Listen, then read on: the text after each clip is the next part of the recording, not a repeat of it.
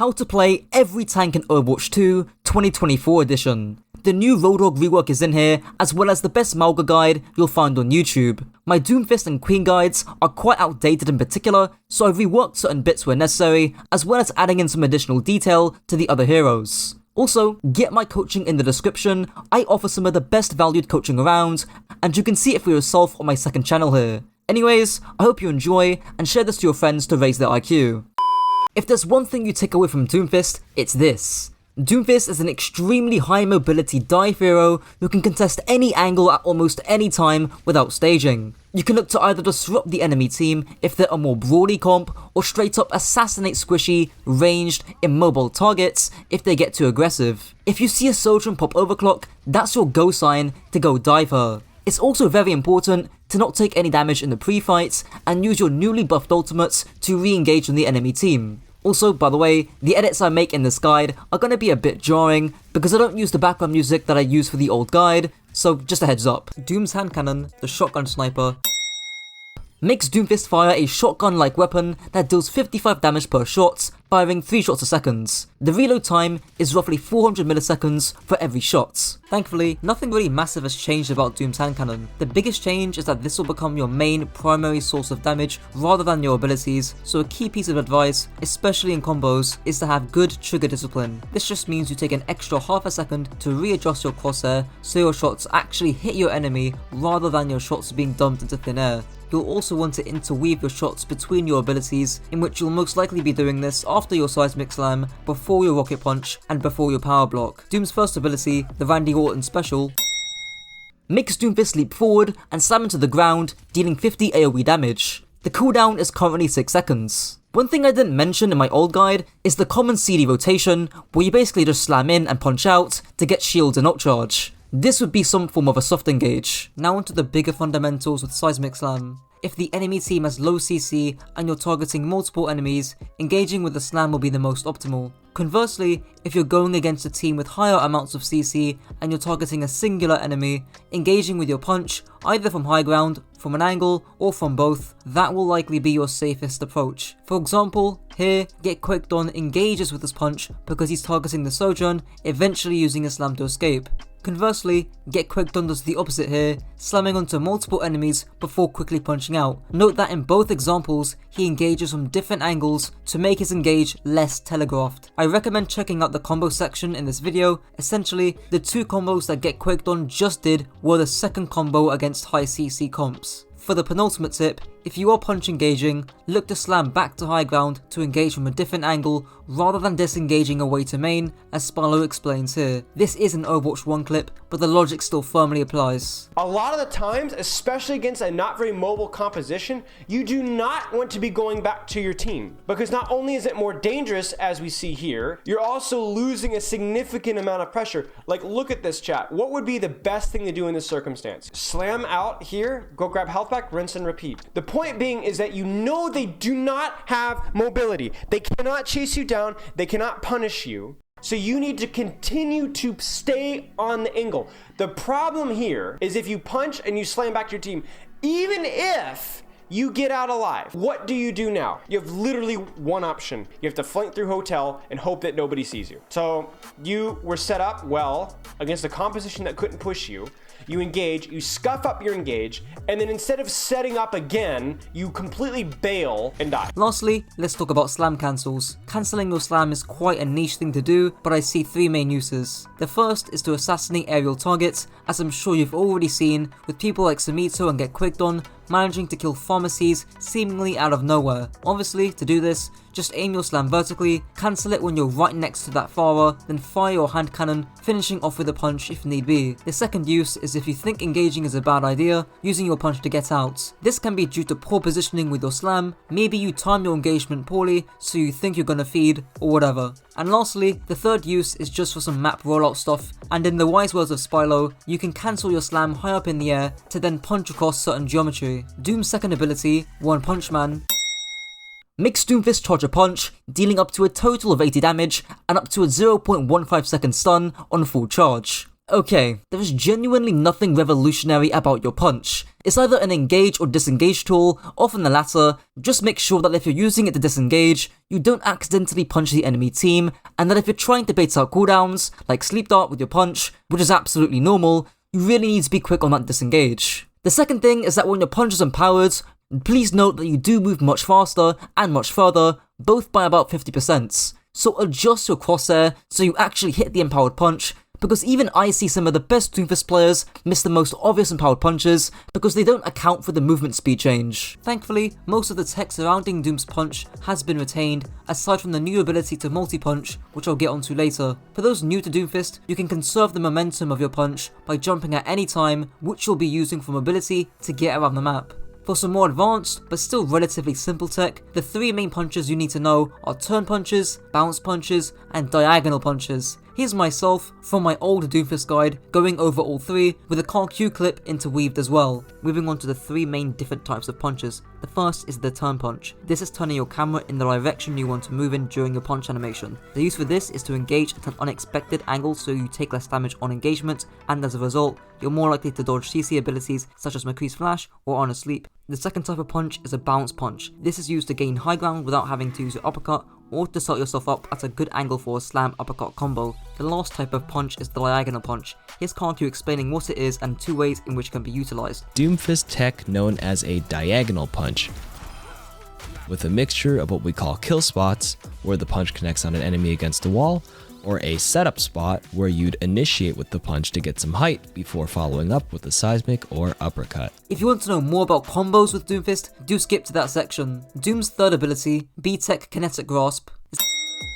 makes Doomfist reduce incoming damage by 80%, and if you absorb 125 raw damage, you get an empowered punch, basically meaning that your punch is 50% better in every way possible. A fully charged rocket punch that is empowered deals 50% more damage, has 50% greater speed and distance, a greatly increased blast back area, and a greater increased stun, from 0.15 seconds to 0.65 instead. Note that damage, such as Diva's Bomb, Sojourn's Disruptor Shot, and Hanzo's Dragon Strike and more, still count to that 100 damage target, and Power Block does not block CC, meaning you can still get stunned by Orisa's new Javelin or Honor Sleep Dart. The biggest qualm with Power Block is whether to use it proactively, meaning you use it first to try and get that super punch, or whether to use it defensively, meaning that you use it when you're getting pressured on your engagement. And my answer to that, which is pretty boring, is that it depends, which leads me very nicely onto the combo section of this video. Actually, just before I go into the combos, Get Quicked On just released some new tech with Doomfist's Power Block and how to charge it faster, so I'll play that clip here. But if you were to look down, you can actually expose your head, and exposing your character's head means you will be exposed to more damage, and being exposed to more damage means you can build your block even faster.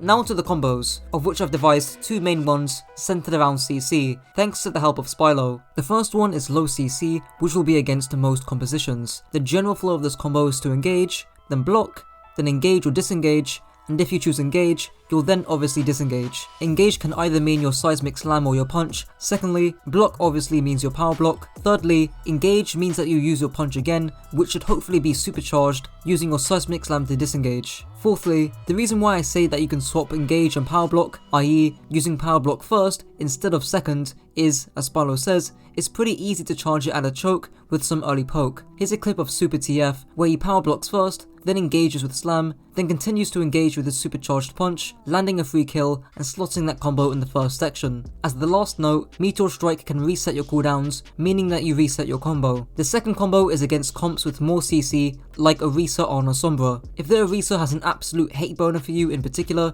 or if their Honor is actually smart and saves Sleep Dart when you power block, getting away with the first combo becomes a lot more difficult. As a result, you basically just disengage almost immediately after you engage, looking to maybe power block at the end if you think you can get 100 damage to supercharge your punch, so your next engage is more lethal. For some visual examples of this, refer back to the two Get Quicked On clips I used in the Seismic Slam section, where he either uses punch or his slam to engage and the other ability to disengage. Before I end off, I have seen some dodgy advice about trying to dodge CC when you power block, but in reality, this isn't gonna happen. You're just not going to consistently dodge Orisa's Javelin or Honor Sleep Dart when you're power blocking in the middle of nowhere. Doom's ultimate, the Terry Crew special, makes Doomfist become a meteor. He deals 300 damage on the inner circle and 100 to 15 on the outer sphere. He now regains 75 HP per second while a Meteor Strike and gets its cooldowns back twice as fast. Those two things to your meter strike really make it a re-engagement tool now to keep going in aggressively. Now, there is a caveat.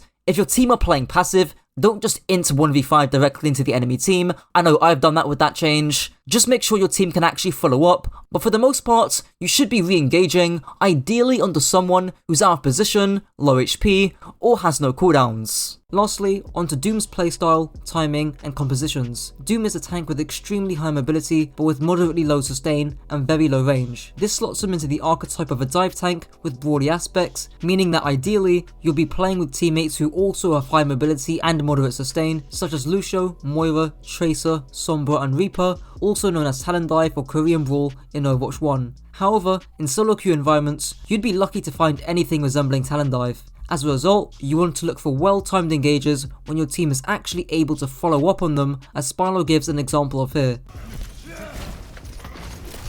Nice. I don't know that I would have committed my punch to here, but again, committing from the angle, and when are you doing it? Chat, when is he doing it? You see the timing here? Like, we're gonna give credit when credit is due. It's not perfect, but it's there. Look at this. Brilliant. Concave push on an angle. You take no damage on entry because you push quickly and off split from main, and you engage it on a right when your tanks are going in. Again, when I say follow up, I don't necessarily mean that they have to be hard diving with you. For example, it could be an Ashe or a Hanzo taking an aggressive angle when you go in. I also want to quickly add in an excerpt about Chips and Spyro talking about Doomfist's assassination playstyle, which you do against their mobile heroes like Zen or Widow, and Doomfist's disruption playstyle, which you do against immobile heroes like Kiriko, Lucio, or Tracer. What if they were playing a composition that you're seeing a lot of nowadays with these Kirikos and these Lucios and Tracers, and there isn't a target that feels like an easy squishy to assassinate? I think generally try not to use your block as much and just try to be as aggressive as possible with your cooldowns. Trying to keep your passive working all the time, trying to hit as many people with your slam and disrupt as much as possible, rather than just sort of trying to farm an empowered punch and then kill a squishy. So against compositions that don't have a lot of squishies that you can easily assassinate, they trade that out for not having a lot of damage that can kill you easily. Yes, exactly. It's generally you don't have a comp that does both those things. You know, you either have a comp like a Zenyatta and like, you know, Hanzo. You tend to notice that your empowered punch gets farmed very easily, which means you can end up assassinating people more. Whereas the comps of the Tracers and etc. Tend not to get your empowered punch farmed as much, which means you have to sort of not rely on that as much. Lastly, before I end off, I did talk about wanting to take off angles and flanks for less telegraphed engages, but playing against comps with high mobility such as Tracer Sombra Diva is one of the biggest challenges with Doomfist, especially in Overwatch 2 considering Sombra's rework. So here's Spyro detailing how you can adapt around this, with a brief note from myself at the beginning of the clip. If I'm Doomfist and I punch out of a choke often to a flank, well then now that Tracer can just immediately say, oh, hi Doomfist, I'm gonna go duel you. And you don't have punch. And we already talked about how Doomfist isn't very good one-on-one against those heroes with or without his cooldowns. So like as Doomfist, what do you do about that? Number one, taking less greedy flanks. Like you can't hard flank, like go all the way behind the enemy team if they're playing like Tracer Sombra. That's not likely to work very well. So a lot of time you kind of have to time your splits really well, and you have to try and avoid running into the Tracer echo. Like play in angles and short angles that aren't completely isolated. So in other words, like taking a little bit off, right, and then engage from here, or a little bit off from here, or maybe go high ground, right, because Tracer doesn't have as good high ground mobility as you. Well, that's the guide. This is the best way to play D.Va in Overwatch 2. D.Va has three main playstyles centered around controlling or dishing out aggression. You either mark, dive, or peel. Look to either mark lethal DPS in aggressive positions like Sojourn, Soldier, Echo, Cassidy, or Ashe. Look to dive squishy isolated targets like Zen, Bap, Widow, or Hanzo, or look to peel your own backline against heroes like Genji, Tracer, and Doomfist. The fact that D.Va has great matchups against all the DPS heroes in Overwatch is what makes her such a great, dynamic, and versatile pick. D.Va's weapon, the worst shotgun in Overwatch, makes D.Va shoot her twin short-range rotating cannons, dealing up to 22 damage per blast, a 40% movement penalty, coupled with a short fall-off range starting at 10 meters, alongside infinite ammo. Just like with most weapons in the game, there isn't anything too complex about the cannons. You'll be using them at range just for poke damage, and to combine them up close for the quickest time to kill. Spy checking is really the only unique piece of advice for D.Va's blasters. Because you have infinite ammo, you can search for Sombras with your cannons due to them having a wide spread, being hit scan, and having infinite ammo. An example of spy checking would be this spot here on Umbani first point defense. I also want to point out the tracking and aim you'll need up close. You'll be in hugging distance a lot of the time on D.Va, especially when diving or marking enemies. Unlike Tracer or Reaper, you don't have to worry about trigger discipline or pacing your shots because you do have infinite ammo, but just note that the tracking can be intensive. Lastly, and this is to do with D.Va's mech, please do not take too much damage before the start of a fight because you'll limit your options mid-fight for what you can do. Key thing that I'm seeing is using resources way too early, like before the fight even begins, and then when the fight actually starts, we're at half HP or even lower, like in that last case right there. You have basically no DM. I mean, I agree. I don't have anything more to add. I think it's micro missiles, the matrix, the booster management, the HP management. It's literally, we're not even in a position to where we can actually off-angle even if we wanted to. You're at 150 HP, you don't have boosters, you don't have micro missiles, and you're missing half your matrix. If you try and off-angle in that situation, you're gonna get instantly demeched and you're gonna die. D.Va's first ability, the Boosty Boys, makes D.Va fly at over double her normal speed for 2 seconds with a 4-second cooldown. Let me just get this out the way, 95% of the time you'll be using your boosters for mobility, either to pressure the enemy team or to protect/peel your own team. Since this is so intertwined with the playstyle section, I'll cover some of the less specific, more general rule of thumbs for using your boosters here. Look to boost to high grounds. The reason for this is for awareness and for scouting purposes, as Sparlow explains here. Who on the enemy team is playing aggressive? Orisa. Is there anybody else in the enemy team that's playing more aggressive or might be playing more aggressive soon? Do you see how hard it is for you to tell right now? That's why we go to high ground. Because as a D.Va player, you need to make that assessment accurately and quickly. And you cannot make that assessment with where you're at right now, can you? It's very hard to see. So you go to high ground. Now what do you see? Or what do you not see? You don't see anyone on flank. No flank. There's nobody here. There's nobody here. There's nobody here or here. There's nobody here. Okay. At the very least, it gives you the information that you need. The second reason, linked to the prior one, is to either pressure or peel. For example, let's say you booster up to high ground on kings or third points. You can either look to pressure enemy DPS or the enemy backline, or to either peel for your own team. Now which option do you choose, I hear you ask? What's my target priority? Well, for those who've watched my stuff already, you'll know that target priority comes down to who's the easiest to kill and or who's the most dangerous, and that, for D.Va, can be broken down to aggression, isolation or distance. For example, if you see a Sojourn or Genji being very aggressive, then probably target them because they're extremely dangerous and relatively easy to kill. If you see an isolated Zen instead, then go for the Zen because he's extremely easy to kill. But if that Zen is playing from a long distance, then he's not very easy to kill, and it's actually pretty dangerous for you to booster at him from this kind of distance. And for reference, if they're all clumped up, meaning none of them are isolated or are playing aggressively, just pick your poison at that point. Drop off high ground,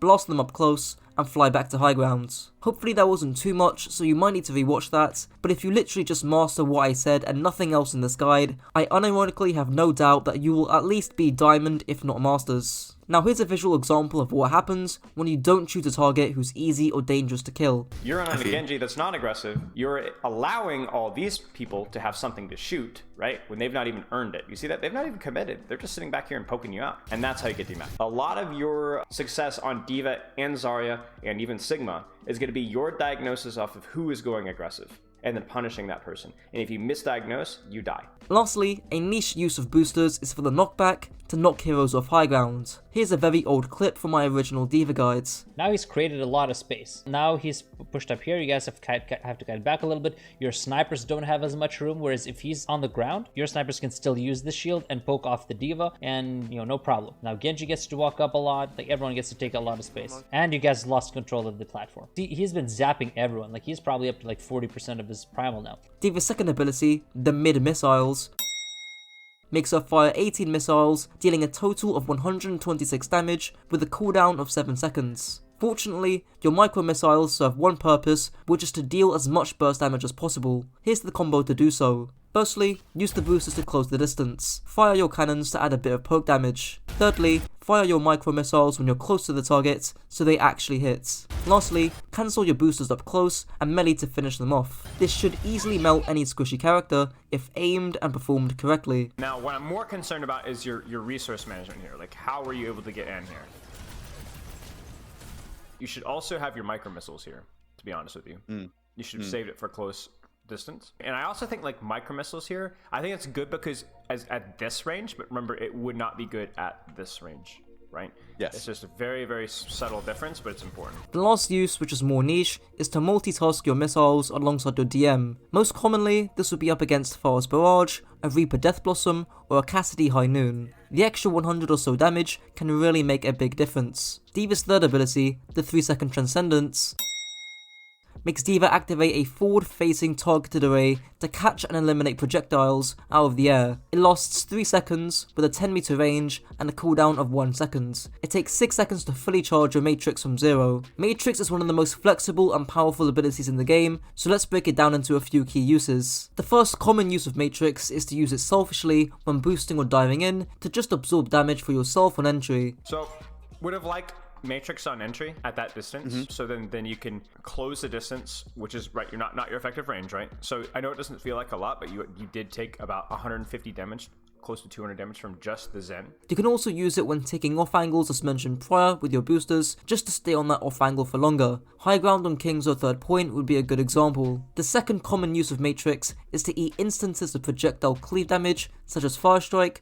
Dynamite, Damage Orb, or Nades. With Nade and Dynamite especially, it's a lot easier to eat these projectiles from high grounds because you can actually see where they're coming from. Obviously, this goes without saying, but don't eat pointless spam damage just before a fight begins, since you won't have your DM or defense matrix for when you actually need it. Thirdly, try not to panic a Matrix when a teammate is out of position or is being dove. For instance, say your Zen is getting dove by a Tracer, Genji or Doomfist. Time your Matrix to the beat of Genji's rate of fire, Matrix after Doom punches or seismic slams since he'll be shooting, etc. There will of course be niche uses of Matrix to eat ultimates and whatnot, but generally speaking, you'll either be using Matrix for yourself or for a teammate in danger. D.Va's ultimate, Kim Jong-un's best friend, makes D.Va self-destruct our mech, dealing up to 1000 damage in a 20 meter radius with a 3-second fuse. Thankfully, this is the part of my guide which doesn't really change from Overwatch 1. In terms of tech and mechanics, there's 5 main types of D.Va bomb that vary with how commonly they're used. The first is the angled bomb, which is boosting in the air at a 45-degree angle, then releasing the bomb when just over a quarter of your boosters have been used. This serves the purpose of zoning the area before engagement to provide map control and catching any squishies by surprise, with a common example being on Gibraltar attack on third point. I also highly recommend the workshop code BBSSO present in Karku's workshop video to see the radius, placement and angling of your bombs. Note that you can also skim your bombs across rooftops and angled surfaces, which decrease the amount of time the enemy team have to react to the bomb and increases the likelihood that you catch a split of targets. And also, if you do bomb, you need like a little better placement, because this placement really isn't that good. Like, it lands in a corner so it doesn't even split. You don't need kills, but you need to at least split someone, so if your team is pushing in, you can catch a target that is split up or at least force out an ultimate. But the way you put it in the corner, it's very easy for all of them to just fall back to that corner and shield it off. Slide it off corners here, you can slide it off corners there. Next up is the nosedive bomb. Simply boost into the ground and immediately bomb. This serves the purpose of bombing as quickly as possible by not spending time using your boosters whilst minimizing how far the bomb travels. Kinda useful for punishing an overextending team on a map that's not very open. If the map was very open, think Junkertown first point, then the third bomb may be of use. The air bomb. Simply fly vertically or at a slight lateral angle and detonate your bomb when roughly half your boosters have been depleted. This just serves the purpose of zoning as much ground as possible and covering as much area as there is. The stationary bomb. This is just pressing Q and standing still. I don't think I need to explain how to do this type of bomb. This just serves the purpose of remeching while simultaneously risking anybody who tries to enter the AoE or the area of effect of your bomb. Lastly, the drop bomb. This is bombing at the edge of a high ground, then shuffling the bomb with your own hitbox off the edge, which should catch people by surprise who are under the bomb. A great example of this would be on the airship on Watchpoint Gibraltar. Now into a few uses. This just means bombing when the enemy Sombra EMPs, when the enemy Zarya grabs, etc. You're essentially zoning the enemy aggression. Inting bomb. This just means you choose a squishy target, boost straight onto them with micro missiles and whatnot, and you try your best to delete them. It doesn't matter if you get demeched, since that's when you'll bomb. The issue with this bomb, of course, is that it's very aggressive and risky, so make sure your team match that aggression to get the most out of this. Bomb engaging early. This is a bomb usage I see often. A major downside to bomb engaging early is that you're left without matrix, and if you're away from the main fight to get a good angle for your bomb, this leaves the enemy DPS particularly a Reaper or even a Pharmacy coming from an off angle to completely switch and carry the fight in the space of just a few seconds. They're in a devolved fight, they're up 2 or 3, like not just that you're wasting the bomb, the fight's already won. In fact, bombing here is worse than not bombing. No matrix. And why is that bad? It gives them a chance to clutch. Exactly. This son of a gun right here is 93% on Death Blossom. If he has Death Blossom right now, your entire team is dead. You give the Reaper an opportunity to clutch. You have no idea how incredibly lucky you were there. Bomb engages are okay, but your team has to understand that there's no matrix and you can play around. Bombing at engagements. As with any offensive ultimates, you want to use it at engagements or during the mid-fights. This is because cooldowns are used, which means attention is drawn elsewhere from your bomb, increasing the chance of your bomb getting value. A zoning bomb. This is of course one of the most popular uses of bomb, to buy your team space. If you're desperate, use this when attempting to get through a hard choke like on Dorado first points. This should pick up a few kills in the lower ranks and at least forces everyone to take cover. I'm still not a big fan of this use, so just like the inting bomb, your team also need to match that aggression. Bombing for damaging shields. Apparently this is a thing that people do at low ranks. Please don't do this. Now onto the playstyle section. D.Va is such a versatile character that the way you play depends upon your team comp. However, there are 3 key playstyles which I'll cover with D.Va, and then I'll cover the more niche stuff. The first playstyle is peeling, meaning to protect and help your squishy teammates. The key thing here is the range at which you play with regards to your team.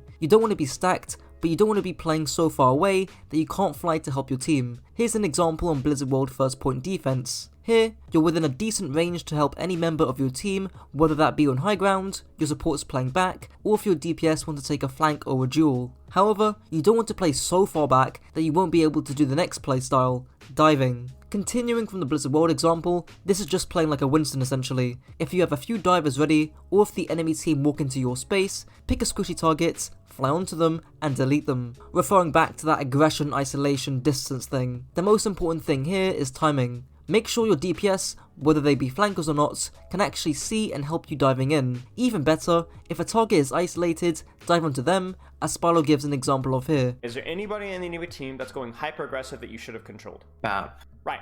BAP is the most aggressive, most isolated target, so what's going to create more space? You shooting here, or you could beating the crap out of this guy? Right.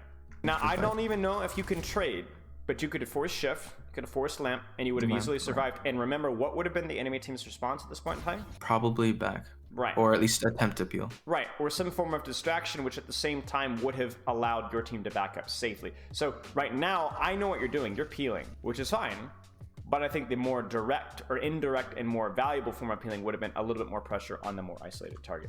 Now onto marking. Whilst there is some overlap between marking and diving, the key difference is that with marking, you're looking to control enemy aggression, but with diving, you're looking to exert your own aggression. If that Hanzo is missing, or you don't hear him shooting from main, red like alarm bells need to be going off in your head. You don't have to stay up here necessarily. Maybe you're like, I'm scared I'm gonna get spammed out or something.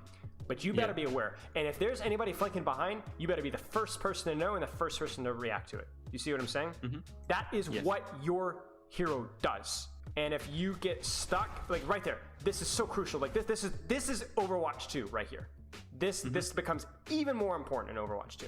Back to Blizzard World, a DPS taking a flank on your backline is an aggressive angle that needs to be controlled, and is a perfect time to segue into marking Pharmacy. Especially for console players, Pharmacy can be a tough threat to deal with because they can off-angle from any position on the map, as Spalo explains here. Pharmacy is the epitome of an off-angle DPS, but she can off-angle from legitimately anywhere. Like she can go behind you, she can go above you, she can go to your far right, your far left. Like, have you ever seen Overwatch League, like Volsky Industries' first attack? They'll send Pharmacy all the way around spawn choke and start shooting them from behind. The reason D.Va's prioritized on Pharmacy is because she's going to be the most lethal off-angle threat. She's going to be off-angling 24/7. The way to deal with Pharmacy is to spot where the Pharah may be aggressing onto a squishy hero and then marking that Pharah. For example, on a pool village, if Pharah decides to concuss over the rooftops and dive your hit scan, that's the perfect opportunity for you to fly towards the Pharah, DM her rockets, and land some missiles up close. The last thing I want to talk about is scouting. This is just seeing where the enemy team are at the beginning of a fight. You can scout. You can either fly up and look, or you can go towards the right side. You can see the spawn from there, and then you can call a little earlier for your team which way they're coming, whether they're coming top, whether they're coming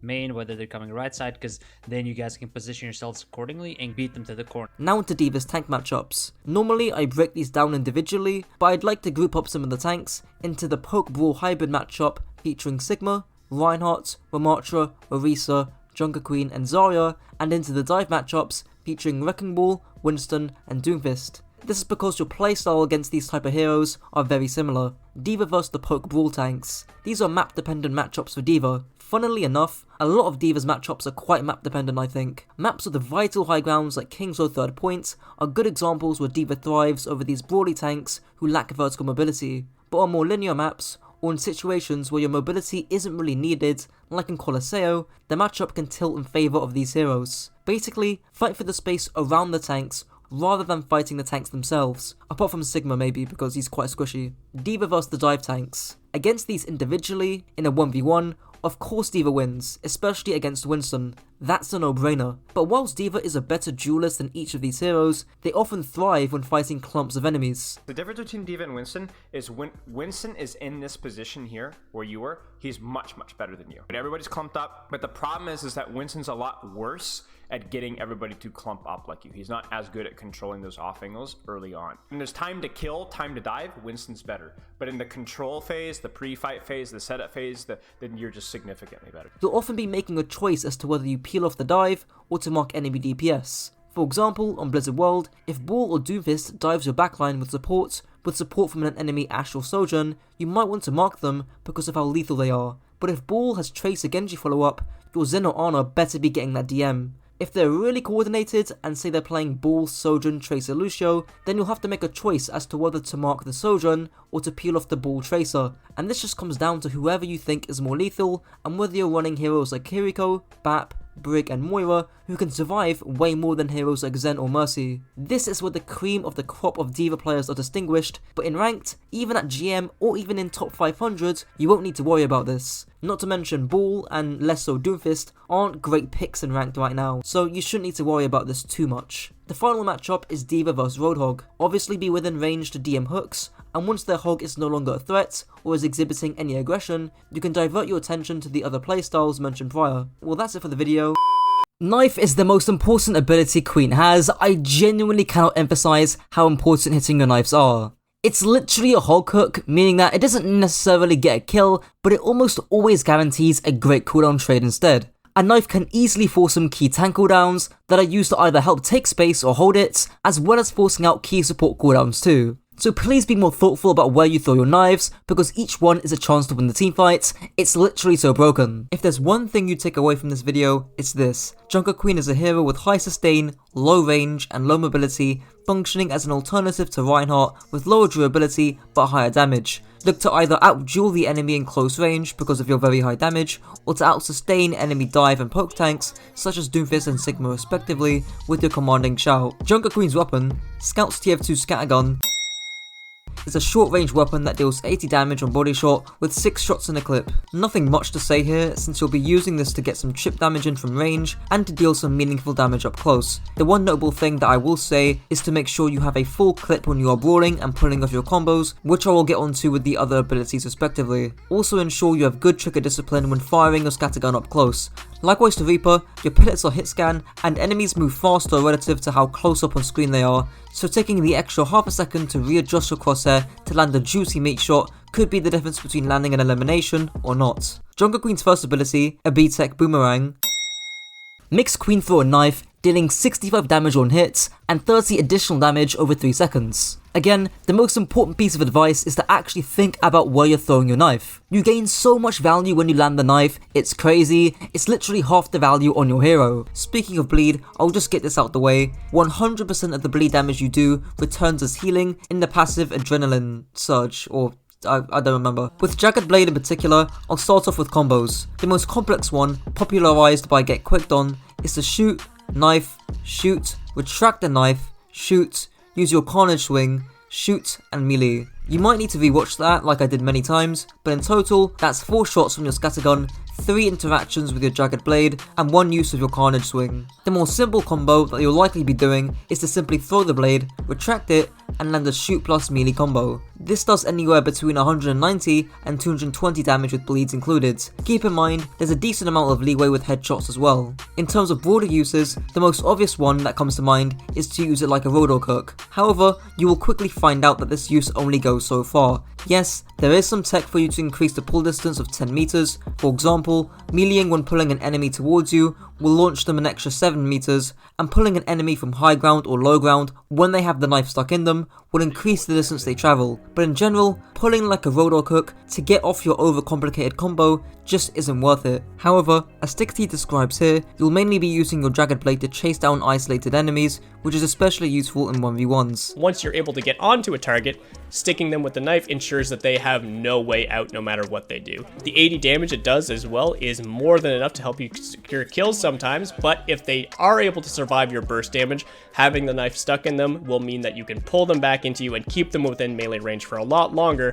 than if you didn't have this in your kit. Another use is a more defensive one against dive heroes by retracting the blade as soon as the enemy dive hero tries to escape, for example, pulling a Winston back when he tries to jump away. Aside from that, the blade does have a slight arc and it's harder to hit than it looks, so perhaps some custom game modes of just throwing and landing the knife, or some practice in unranked or hopefully competitive when it drops, can help you land the blade more consistently. Junkerqueen's second ability, B-Tech Reinhammer, makes Junkerqueen slash an axe across an enemy for 90 damage, dealing 55 bleed damage over 2.9 seconds with an 8-second cooldown. The main combo for Carnage is to use it first, then follow up with the scattergun, and then with a melee. This in total does 200 damage, but this doesn't include the added bleed or any headshots, so there is some leniency. Because of the long cast time of the axe, you'll likely be wanting to start up the animation around a corner, and as soon as Junkerqueen slashes it across the screen, you peek the corner. The axe functions very similarly to Reinhardt's hammer, as you're able to cleave multiple enemies at once by turning the direction of your camera. In terms of use, it's pretty basic and simple. Use the axe in the mid fight to build up and stack your bleeds, and in a close range duel, despite the long cast time from axe,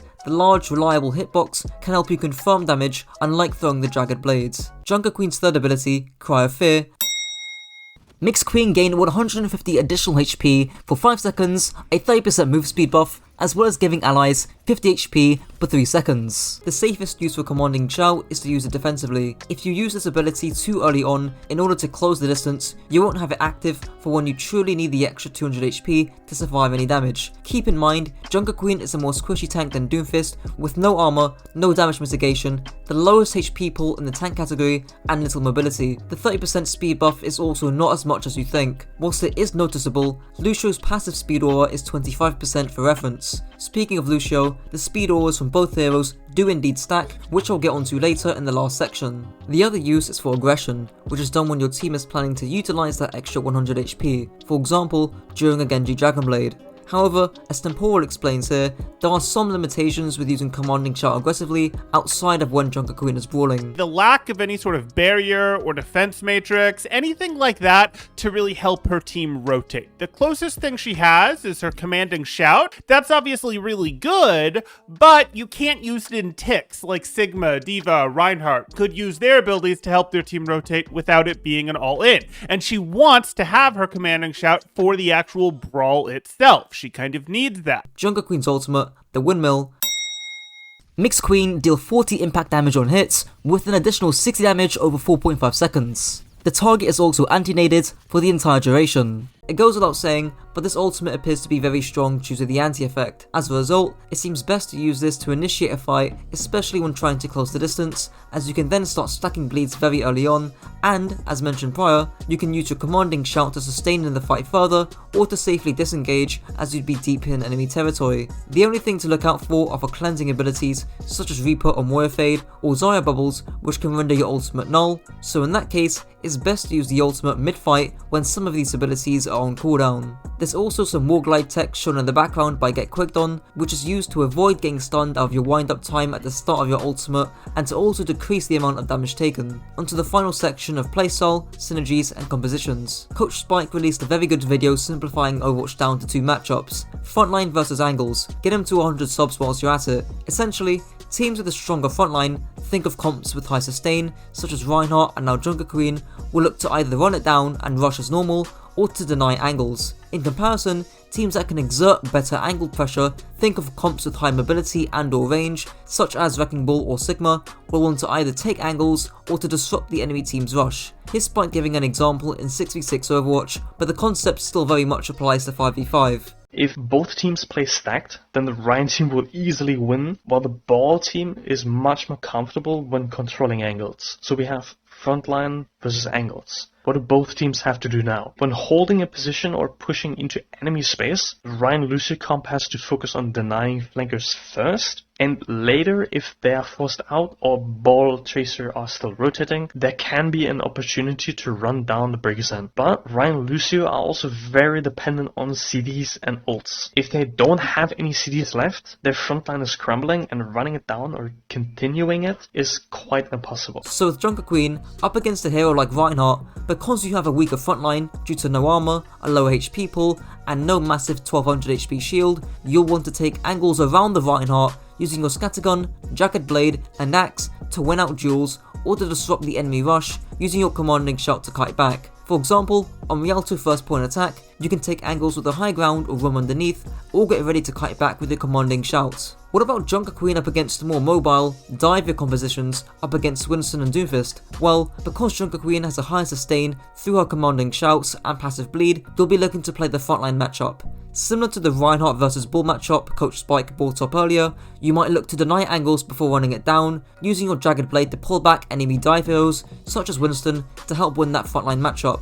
Likewise, in the poke matchup against heroes like Sigma Zen, you'll want to play the frontline matchup to run it down. Because I've already talked about some issues with Junkerqueen's lack of mobility when compared to Reinhardt, there could perhaps be a fix with Lucio Brig. Netta, a professional Overwatch coach, stated himself that Junkerqueen had looked the best with Lucio Brig in tier 2 Overwatch contenders. Here's Tim Paul explaining why that might be the case. When you look at Lucio's speed plus Junkerqueen's speed, that's a lot of speed that you can stagger there. When you look at Lucio's aura healing plus Brig's Inspire healing plus Junkerqueen's commanding shout, that's a lot of sustain that applies to everyone if they're stacked together. The other really cool thing that her commanding shout does is it solves a lot of the burst issues with Lucio and Briggs as supports in the past. Their burst would have been limited to a repair pack and amp, but when you have Junkerqueen, you can give an extra 100 health to your other players. That can solve some of the burst issues that come in. Is there still a vulnerability with this core to things like Widow, Pharah, Ashe, heavy direct damage like that? Yeah, there absolutely is. But this sort of comp just completely ignores cleave damage. It doesn't really get chipped down all that effectively from light damage. Well, that's the guide. If there's one thing you take away from this video, it's this. Mauga is a cyclical, short to medium range, high damage poke brawl hero. His kit is actually similar to Orisa, where your stomp is like a spear spin, your cardiac overdrive is like a fortify, and your cage fight is like a terror surge. You'll be looking to engage aggressively with your stomp, and then sustain that aggression or fall back with your cardiac overdrive. Of course, there's some nuances between you and Orisa, but that's the general cycle of your aggression. Don't eat too much poke damage in the pre-fight, don't let bad positioning force your cardiac overdrive early, and force advantageous duels with your cage fights. Mauga's gun, the B-Tech TF2 heavy minigun. It costs $400,000 to fire this weapon for 12 seconds. Makes Mauga fire either his incendiary chain gun, which ignites enemies on fire for 15 DPS for 3 seconds, or his volatile chain gun, which deals crit damage to enemies on fire. They both deal 5 damage per bullets, firing 18 bullets per second with a standard DPS of 90, with each minigun reducing your movement speed by 15%. They can also be fired together to produce 180 DPS, but the guns have a lot of spread and your move speed is reduced by a total of 30%. This would also be a good time to bring up his Berserker passive, where Mauga converts 50% of all critical damage as overhealth. It's safe to say that out of all the ground tanks in Overwatch, so Reinhardt, Ramattra, Zarya, Orisa and others, Mauga has the most poke damage and the most range out of all the tanks, except Sigma, but he's a lot less brawly. As a result, I'm sure you already know the obvious advice to ignite enemies on fire, then use your volatile chain gun for free crits. This not only gives you more ult charge, but builds up your overhealth too. There's also the obvious advice,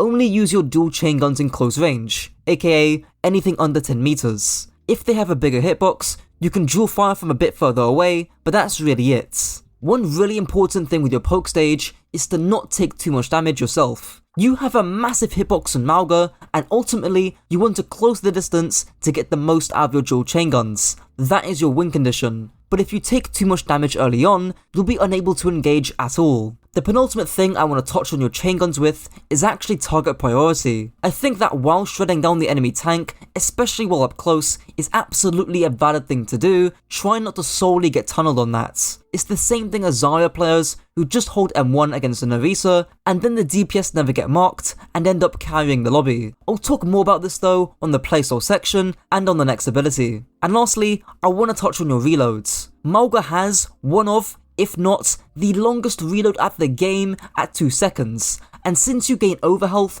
and or actual health thanks to your cardiac overdrive from shooting, the last thing you want to happen is to pop your overdrive and be busy stuck reloading. Same thing if you want to int him with your stomp.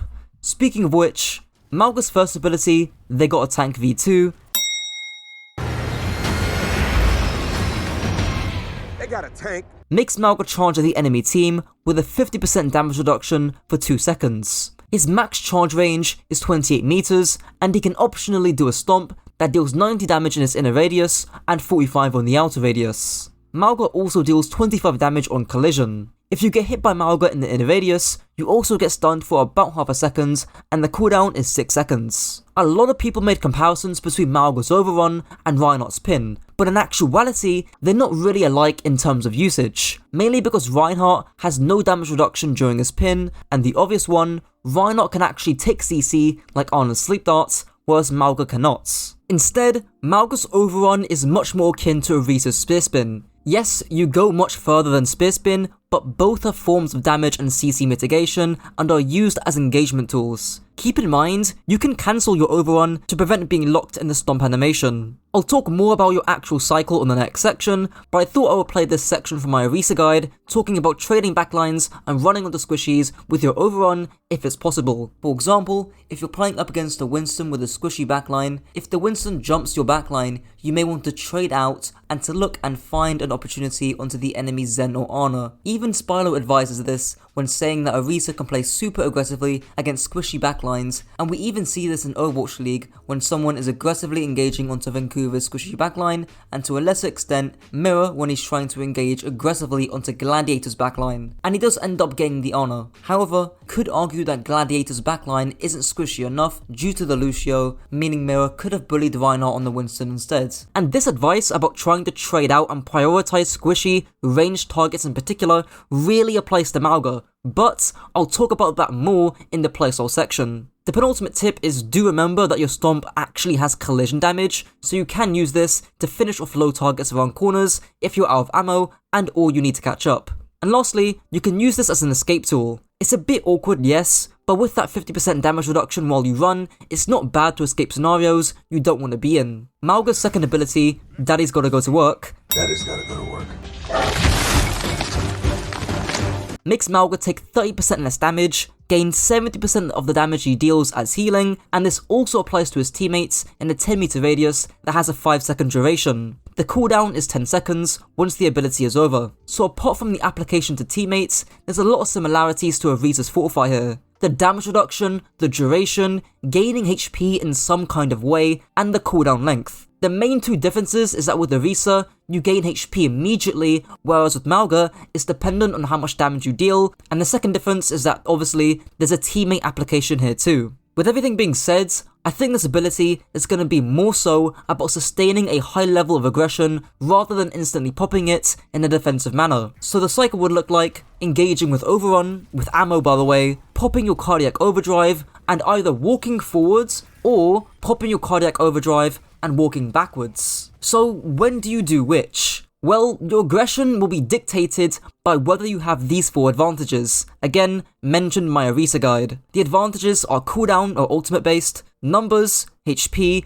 or positional. If you have a big enough advantage due to those factors, then you can probably commit your cardiac overdrive to walking forward aggressively. Not to mention the teammate application here too. In particular, with heroes like Mei, Reaper and Symmetra, who would be walking with you on the front line. It would basically be a closer range, more broady Queen shouts that allows your DPS to walk further and deal more damage. Now, are you going to use this to peel your supports, say, if they're getting dove? Well, not really I think. Because of how much burst damage dive does, unless you're sitting directly on top of your backline, which is never really gonna happen, I don't really see you using this ability defensively for your teammates as a form of peel. Instead, I see this being used to amplify existing aggression from your own teammates on the front line. Mauga's ultimate, 2 chains, makes Mauga deploy a 1500 HP barrier with a 7 meter radius that locks in himself and enemies. The barrier has a 10-second duration and you can cancel it any time. The best solo queue way of using this ultimate is twofold, using it against ranged squishies like Hanzo, Soldier, Casti, Widowmaker, Ana, Zen, and even Iliari,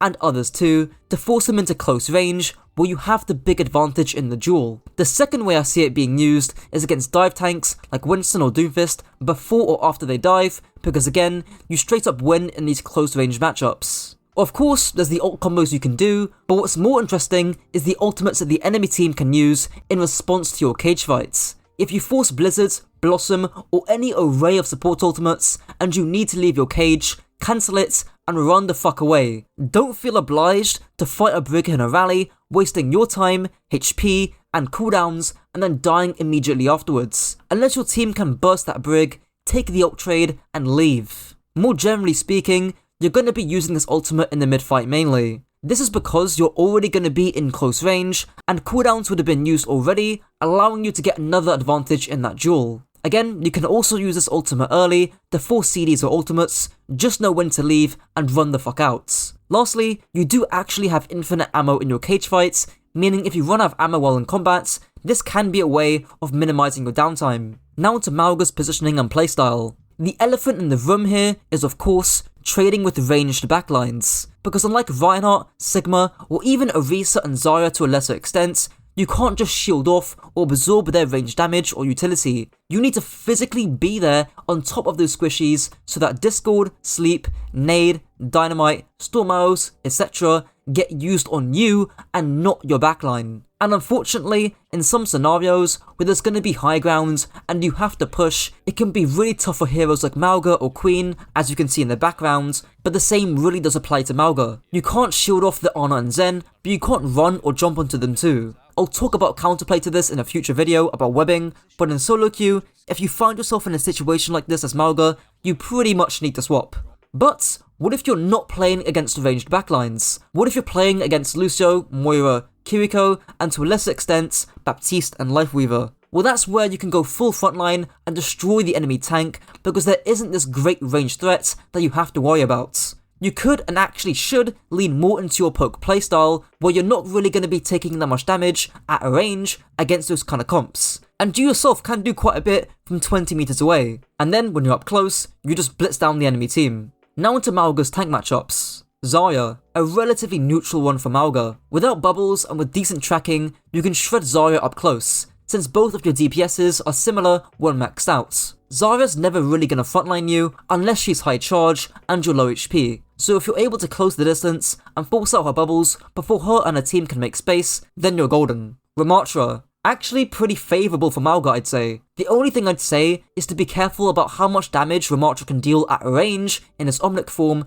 especially with the recent buffs, and to also not tunnel onto him too much when he's blocking. But aside from that, Ramattra wants to get close in his Nemesis form, and when that happens, you just do way more damage than Ram can do up close. At 10 meters, you're going to be doing around 200 DPS, whereas Ramattra is going to be doing around 100s. Sigma, a fairly neutral matchup in my opinion. Yes, your overrun does override his rock and his flux, but again, if you eat too much damage early on, and Sigma just rocks you after your overrun, it's gonna look a little rough for you. If you can naturally close the distance with cover, or see that he's wasted rock, you can hard frontline into him with your overrun, forces grasp, and gain space with your cardiac overdrive. Winston, how's it hanging? A slightly favourable matchup for Mauga. Again, spar framework, go watch that video, but you can poke down Winston quite a lot before he dives, absorb his dive with your cardiac overdrive, which also applies to your teammates, and melt him up close. The issue is the map.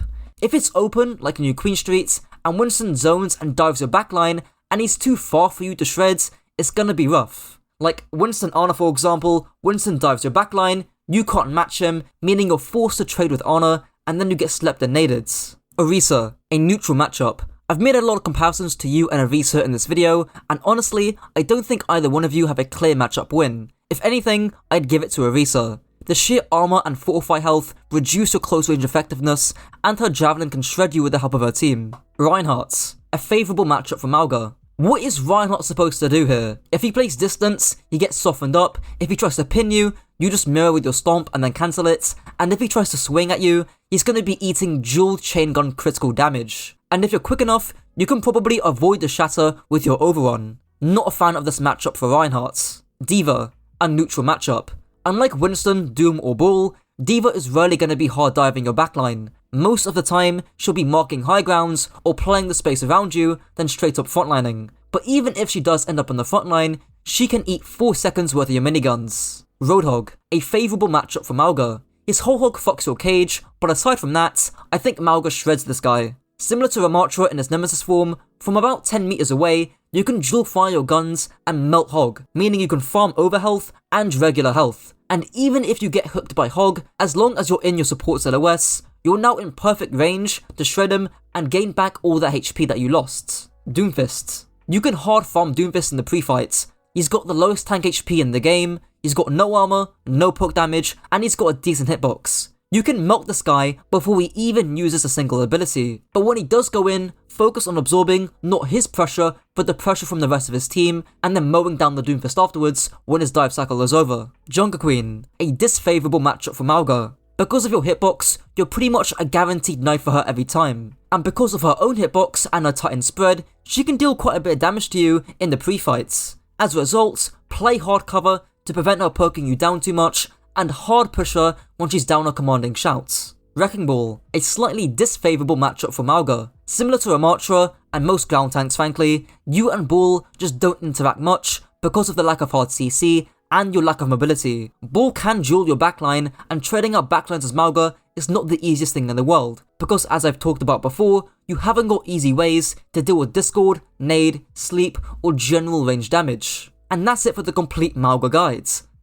If you take one thing away from this video, it's this. Orisa is a defensive, cyclical brawl hero. This means that against most compositions, you'll be looking to cycle your cooldowns to brawl the enemy team, using your spear spin to engage and your fortify to disengage, utilizing your javelin to find surgical picks onto enemy squishy heroes. Orisa's primary fire, Spam, makes Orisa fire a bunch of projectiles dealing 12 damage and firing at 600 RPM, dealing a total of 120 DPS. The projectiles do have fall off damage and will take 2 seconds to recharge after being overheated. The most important thing to mention with your gun is the range and sightlines you play. Because the rest of Orisa's kit is quite brawly, meaning you want to get up close, you don't want to get too close that you might as well be playing Reinhardt. In the wise words of Spylo, former Overwatch League coach, you'd be playing longer sightlines against a Reinhardt or dive composition and shorter sightlines against more ranged or spammier compositions like Sigma. This is evidenced by Mirror's Orisa on the Vancouver Titans, which I'll be referring to a lot, where you can see that he plays a far enough distance so Hardy is forced to commit if he wants to land any hammer swings, but Mirror is close enough that he can land meaningful damage. Another example would be on Route 66 first point attack, where against Reinhardt, you'd want to be keeping a decent amount of distance from him, but if you are playing up against Sigma, you'd want to reach the high ground and force a brawl. And that's the versatility in playing Orisa. Aside from that, obviously don't overheat your gun, because the 2-second wait isn't worth it. You'll cleanse most of the overheat by pacing your shots anyways.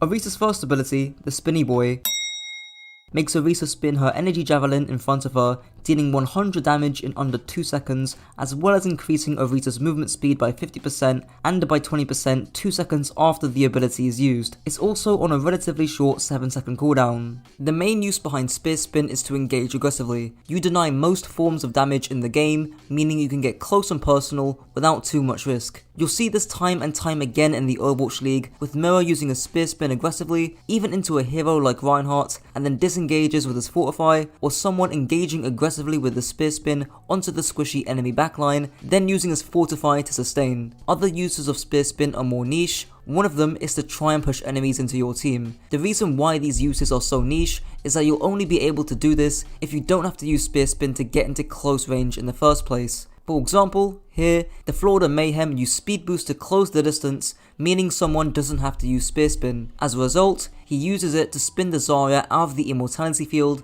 landing the kill. With Kiriko in the game, the same sort of logic will apply for Kitsune Rush, where you can rush in, closing the distance, without having to use Spear Spin to do so. Another use is to isolate squishies and to force duels upon them. This will likely be in the mid-fight when you're already engaged, or if you see an opportunity where you can strike. For example, if you're playing up against a Winston with a squishy backline, if the Winston jumps your backline, you may want to trade out and to look and find an opportunity onto the enemy's Zen or Ana. Even Spyro advises this when saying that Orisa can play super aggressively against squishy backlines, and we even see this in Overwatch League when someone is aggressively engaging onto Vancouver's squishy backline, and to a lesser extent, Mirror when he's trying to engage aggressively onto Gladiator's backline. And he does end up getting the honor. However, could argue that Gladiator's backline isn't squishy enough due to the Lucio, meaning Mirror could have bullied Reinhardt on the Winston instead. Another use of Spear Spin is to rotate in open space, but I'll get onto that later. Lastly, one key tip is that if you are already engaged, do not bother using Spear Spin, and instead, you might want to save it as a disengagement tool. Here, Crowley from the Powers Eternal uses Spear Spin unnecessarily, meaning that eventually he's overwhelmed by the angles from the Vancouver Titans and is unable to make a retreat. If he had saved Spear Spin, he could have made a run back. Orisa's second ability, the Olympic Thrower, makes Orisa throw a javelin, dealing 60 damage on impact and an extra 40 damage if they hit a wall. The javelin moves at the same speed as Kiriko's kunais and can deal up to half a second of full stun, paired with a 6-second cooldown. The main use of your javelin is to fish for mid-fight picks onto squishy heroes. The reason why your target priority is onto these squishy heroes rather than tanks is twofold. Squishy heroes are easier to kill than tanks if you land the javelin, and they're typically more dangerous. If you land a javelin on a 200 HP squishy hero, you can half their HP immediately, and you can follow up with some easy headshots, even landing the kill, thus winning the teamfight. Here's a perfect example in the Overwatch League where this could have been done. Mirror decides to use his javelin on the enemy Reinhardt, which doesn't really do much, and as a result, Sparker finds a one-shot unpunished. If Mirror had used his javelin on Sparker instead, not only would Sparker not have landed the one-shot, but he could have very well died, especially if Mirror followed up with the Spear Spin, then disengaged with his Fortify, which I discussed earlier. However, javelin can also be a defensive tool. For example, if you're getting rushed at by a Reinhardt, simply throwing your javelin at him will at the very least force him to put up his shield, and if not, he'll get thrown backwards. Alternatively, if a Winston is beaming you and there's no other DPS around who you could realistically throw and land your javelin at, then getting the extra 60 damage plus stun is kind of worth it. I will say this though, if a Winston dives your backline with a Tracer, use the Spear Spin on the Winston and the Javelin on the Tracer. The reason for this is that the 60 damage or 100 damage will do a lot more to a Tracer than a Winston, and Winston can't really avoid your Spear Spin unlike the Tracer. The other uses of Javelin, which you've probably already heard of from other mediocre guides, is for the stun, in order to stop things like Coalescence, High Noon, etc. Orisa's third ability, Invincible, makes Orisa, well, invincible. In all seriousness though, it gives Orisa an additional 125 HP, and gives her 40% damage reduction, and makes her immune to headshots, and reduces the heat generated by her gun by 50%. It also has a 12-second cooldown. I will mention that after doing some testing in the practice range, you can activate Fortify at half your gun's heat capacity, and you can still shoot all the way up to your Fortify ends, so if you want to optimize your gun's heat, pop Fortify at around 50%. There'll be two main uses to Fortify, which are categorized into defense and sustain, or soft and hard engages. For your defense cycle or the soft engage, you'll engage with spear spin, shoot and or throw a javelin, and disengage with fortify, ideally at half your gun's heat level. Your javelin can also help with the heat reduction, and you can throw it anywhere in this cycle. You'll want to be doing this cycle if you aren't hard engaging into the enemy team. However, there will be times where you want to aggressively fortify for sustain, and this will be when you and your team are hard engaging. For example, you can see Mirror spear spin aggressively into London's Reinhardt comp, and he uses fortify to sustain and keep shooting afterwards. You'll want to do this if you think you're at some kind of advantage over the enemy team, which you want to press. These advantages will either be cooldown, HP, positional, or numbers based. A cooldown or HP advantage is pretty obvious. A numbers advantage just means that your team have more players alive, and a positional advantage can be difficult to spot. If we go back to the clip of Mirror and his team, not only does he and his team have a cooldown, HP, and numbers advantage thanks to Sparker dying, but he's also at a positional advantage. London are all stacked on top of each other and are forced inside a small room thanks to the Maywolf from King. London have nowhere else to retreat, and couple this with a cooldown, HP and numbers advantage, Mirror can hard engage with his fortify. Orisa's ultimate, the worst ultimate in the game, makes Orisa raise and spin her javelin above her head, pulling, slowing and damaging enemies towards her. Orisa herself deals 15 damage per second, and when she slams the javelin in the ground, it can deal anywhere from 60 to 500 damage. For reference, the minimum time required to kill a 200 HP squishy is 2.6 seconds or 160% charge. I really wish I could give some groundbreaking advice on Terror Surge, but the ultimate is just so bad that on its own, I can't really say much. You could view it in the same light as Doom's Meteor Strike as a way of hard engaging to get your cooldowns back. In fact, Mirror does do this here, where he uses Spear Spin first, then his Terror Surge. However, he also pops Fortify just before he uses Terror Surge, which you shouldn't do, as when the Terror Surge ends, Mirror hasn't got Fortify available and ends up dying because of it. I actually believe Vancouver end up losing this fight because Mirror fucked up his Fortify usage. So ideally, you Spear Spin, Terror Surge and Fortify afterwards, effectively giving you roughly 10 seconds of Fortify. Alternatively, if your Fortify is on cooldown and the enemy team are pushing heavily into you, Terror Surge can also be a decent deterrent. The other use of Terror Surge is to stack it with any slowing effects you have. Again, in the same example, Vancouver stacked Terror Surge with Blizzard and end up dealing a significant amount of damage onto the Spitfire. If they also stacked Sojourns to stop the shot, then I doubt anyone from London would be moving at all. Now onto the playstyle, positioning and composition part. With playstyle, there's two main ones that stick out to me, harassing frontline or trading backline. I'll speak about this in the tank hero matchups, but essentially, harassing frontline involves using your cooldowns to put as much pressure on the enemy tank as possible, and trading backline involves focusing or dueling the enemy backline. Generally speaking, against tanks who you can punish, like a Doomfist or Reinhardt, you can shift into the frontline matchup, and against tanks who you can't punish, like Winston, you might want to trade backlines instead. Likewise, if you're playing against supports like Moira, Kiriko, Baptiste or Lucio, who you can't really punish, you might want to shift into the frontline matchup. But if you're playing against Zen, Mercy or Double Flex support, just like Spyro says, you might want to look to punish those heroes. I've already mentioned an example on Nepal where Mirror trades backlines off screen, and I assume this is because Mirror can't really punish Rhino that heavily. Here's another example I got myself on New Queen Street, where I trade out 1v3 on the enemy backline and end up killing the Zen. Unfortunately, we still lose this teamfight because my Genji couldn't follow up on the intention I was baiting, but you can see how the concept would still work there. With positioning, there's not too much I'd mention with Orisa. Corners are your best friend because they allow you to stabilize and get your cooldowns back, and you on Orisa rely very heavily on your cooldowns to do any sort of work. With compositions, Orisa is a decently flexible hero who slides into most brawl comps and can be a decent pick against Reinhardt and or dive compositions. However, her lack of mobility and team-wide utility means that she can't really play with any dive composition. She doesn't really help contribute to angles that much and hasn't got any team utility like a Junkerqueen shout that would allow her to play that rush style of dive. Now moving on to briefly discussing Orisa's matchups against the rest of the tank heroes. Orisa vs D.Va. This is a relatively neutral matchup. Whilst Orisa wins the frontline matchup thanks to her javelin and D.Va's big ass hitbox, if D.Va manages to get on top of Orisa's backline, that's when Orisa can feel like a bit of a struggle. If it's just the D.Va diving your backline, you might want to look to focus down the D.Va, but if it's a coordinated dive, looking to trade out backlines, like discussed earlier, would be a more viable option. Orisa vs Doomfist. a favourable matchup for Orisa. Compared to D.Va, Doom's lower HP, lack of armor, and reduced movement speed when in power block render him a tough pick to play up against Orisa. Hit your javelins on him when charging up the power block, spear spin him when he's got few cooldowns left, and he should be an easy kill. Orisa vs Junkerqueen, another relatively neutral matchup, if not slightly in Junkerqueen's favour. Junkerqueen's slender hitbox means that the javelin can be quite hard to hit, and a well-timed commanding shout can lead to you being run over. However, the spear spin disruption, increased amount of sustain, and the fact that Junkerqueen can't as easily escape your Terror Surge help even up the playing field. Orisa vs Reinhardt, a favourable matchup for Orisa. Despite having no shield,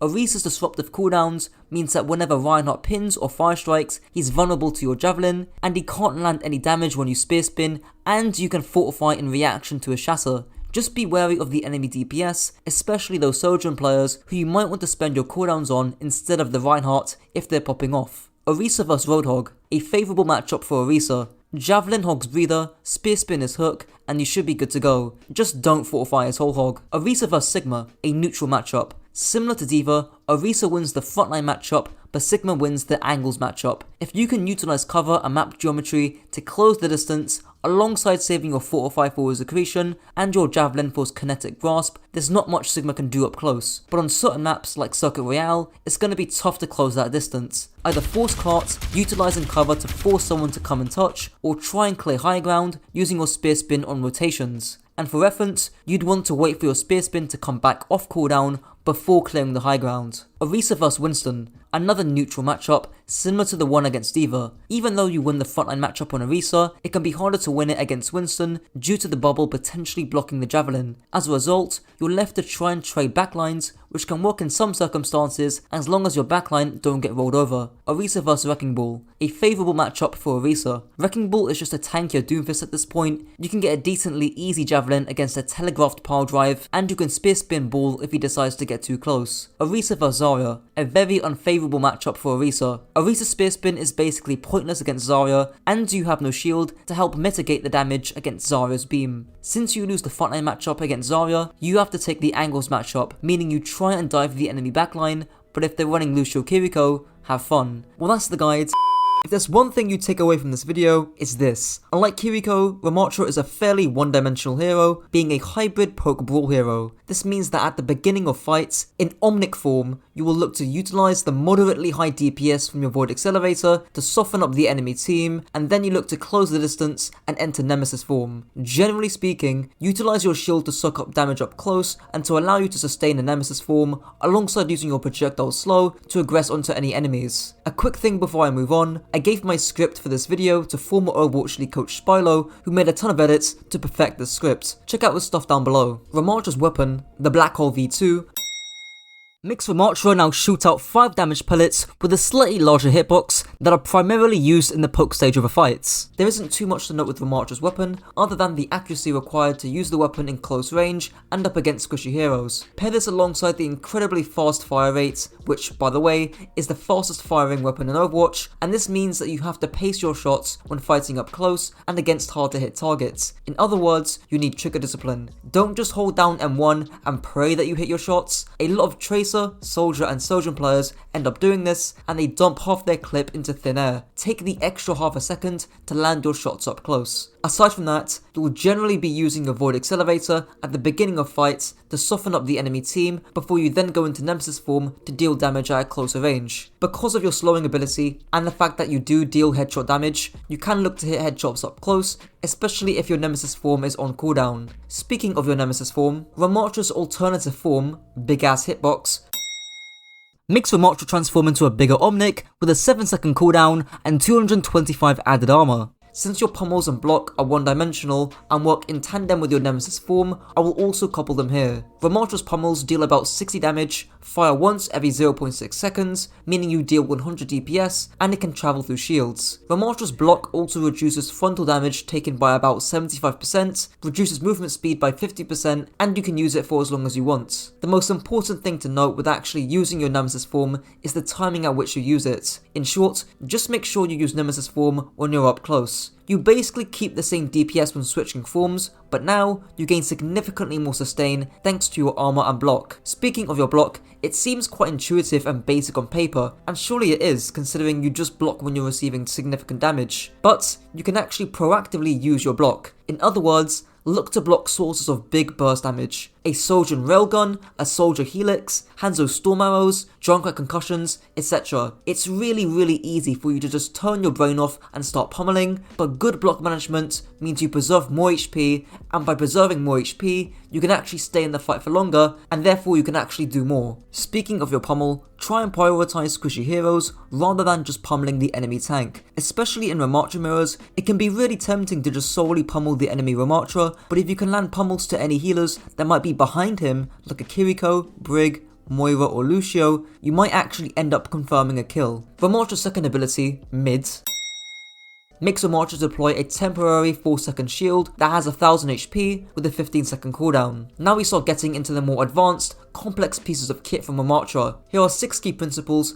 to help you use Ramattra's shield. Firstly, line of sight. This means that you want to use Ramattra's shield to block lines of sight from the enemy team. For example, on Lijiang Night Market, say you're holding point against a fairly common Winston Ana dive. When the Winston dives your backline, you use your shield to block the line of sight that the Ana has, so she can't throw anti-nades or sleep darts, and then you go to town on the Winston, pummeling him in Nemesis form. Secondly, absorption. This means that you use your shield, similar to an Orisa shield, to tank a bunch of damage in close range. For example, on Rialto first point attack, say you're pushing the corner, you'd pop the shield on the corner and then switch to Nemesis form to give yourself as much sustain as possible. Now, if we want to go a step further, we can combine this usage with the previous one and place the shield between the Reinhardt and his backline. This way you can block any incoming damage and possibly any healing as well. Here's an example of me actually doing this on King's Row, where I turn the corner aggressively and shield off the Hanzo Mercy Kiriko. Unfortunately, they weren't running Ana or Moira, so I couldn't block off any healing, but the point still stands. Do note that the main downside with this type of shield is that it could be easy to sidestep compared to if you just place it in front of you. Thirdly, rotation. This means that you pop your shield to move from position A to position B safely. For example, on Circuit Royale, you pop your shield on high ground to block damage, so you and maybe a teammate can safely move to contesting high ground. Fourthly, reaction. This refers to the usage in Ramattra's gameplay trailer where he blocks High Noon. Essentially, you use your shield reactively to what's going on around you, whether that be a High Noon or a Roadhog cooking one of your key players, etc. The penultimate point is flanking. This means that you pop your shield to help you and your team control a key flank. For example, on Route 66 attack, you pop your shield by the lorry to help your team take that space. And finally, the D stands for dueling. Similar to Sigma's shield, if you find yourself in a pinch up close without Nemesis form, you can pop your shield by your feet and weave on either side of the shield to shield dance. Ramattra's third ability, extremely underwhelming,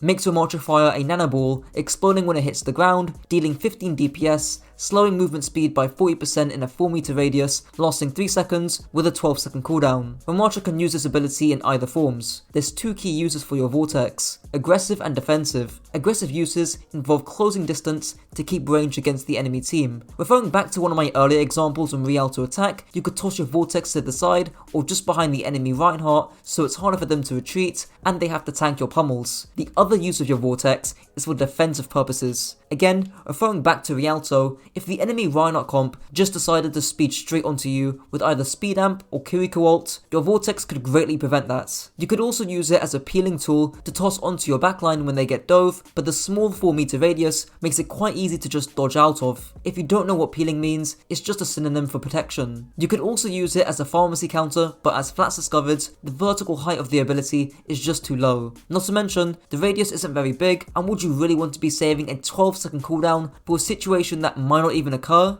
Probably not. Ramattra's ultimate does literally nothing. Makes Ramattra enter Nemesis form, creating an energy swarm around him. It lasts 3 seconds, but the duration is infinite as long as an enemy attached. It also deals 30 DPS and is blocked by shields. Because of the relatively low damage that Ramattra's ultimate deals, and that is the only effect the ultimate has, its usage is quite simple. Just pop your ultimate when the teamfight begins. In other words, when you're up close and personal. For example, when you're pushing onto point on Nepal village, when you want to push onto point and take space, that's when you'd want to pop Annihilation. Using it at this time is kind of a win-win for you, because if the enemy team don't want to be in your Annihilation, meaning you gain some free space, and if the enemy team do decide to commit, they're constantly taking some form of damage, meaning you'll have an upper hand. You can also obviously sustain your annihilation by blocking when enemies are right up close. You'll see this in a bunch of overtime situations, or situations where the enemy team absolutely need to touch points. For example, if a team want to deny the enemy team a checkpoint, that could be a great time to pop Annihilation. Another use is to extend the time you stay in Nemesis form. You can basically permanently stay in Nemesis form for the entire team fight if you first pop it, then you use your Annihilation, which should last for at least 8 seconds if you had good usage, then you pop another Nemesis form right afterwards. Just make sure that you use your shield beforehand, since you'll have a decent amount of time to where you won't be in Omnic form. Maybe you could pop Annihilation if your backline are being dove to deter heroes like Genji and Tracer from diving in, but they have so much burst damage that it's kind of not worth using Annihilation, especially if they've got some form of healing with them, and especially if they're competent at the game. Now onto Ramattra's playstyle, positioning and compositions. I actually think your playstyle is very similar to Orisa, which would make sense, considering you're both poke brawl hybrid heroes. This means that you'll either be harassing frontline or trading backline. I'll elaborate more on this in the following section, but essentially, harassing frontline involves using your cooldowns and high damage on Ramattra to put as much pressure on the enemy tank as possible, and trading backline involves focusing on dueling the enemy backline. Generally speaking, against tanks who can punish you, like Sigma or Reinhardt, you can shift into the frontline matchup, and against tanks who you can't punish as much, like Winston, you might want to trade backlines instead. Now, there is some complexity here, because normally trading backlines is a good thing, but with Ramattra having lower mobility than both Orisa and Reinhardt, he's probably not going to be chasing down a Zen in the back. So, to simplify things, if you are actually able to get on top of squishy heroes, for example, a Kiriko teleporting to a Winston, go for the squishies, but keep in mind that you might not always be able to do so. With positioning, just stick to corners. Corners allow you to stabilize and regain your cooldowns, there's no reason to not play around them. As Spyro states in one of his edits, this is important as outside of burning Nemesis form, you don't have consistent damage mitigation. It's like the crappy Junkerqueen mains who stand in the open and get their shout forced by random crap. And with compositions, just don't play him with dive. Judging by the stats card I made for him, you can clearly see his lack of mobility. Instead, Ramattra has enough flexibility to slide into any poke comp, any brawl comp, or any mixture of those two. Now for Ramattra's tanker matchups. Ramattra vs Reinhardt, a favourable matchup for Ramattra. As of the making of the script, I tweeted out how much better Ramattra is compared to Reinhardt. Ramattra has significantly more range, and up close, he actually deals more damage than Reinhardt. His Nemesis form has a higher DPS of about 12, a longer range, a larger cleave, and he can use a shield before he pops his Nemesis form. The only advantage Reinhardt has is his noticeably higher sustain, meaning that before you close the distance on Ramattra, you want to soften up the Reinhardt comp from range to lower his sustain. Reinhardt vs Orisa. Again, a somewhat similar case to Reinhardt. Orisa has much higher sustain than Ramattra, but Ramattra has increased damage and slightly better range. Try and force out Spear Spin or even better, fortify from afar, and then close the distance using your shield, slow, and Nemesis form to crunch the Orisa up close. Just be careful of throwing your Vortex into a Spear Spin, and do be wary that Javelin can set you quite a bit back, especially when chasing down with Nemesis form. Ramattra vs Sigma, another favourable matchup for Ramattra. The only two upper hands that Sigma has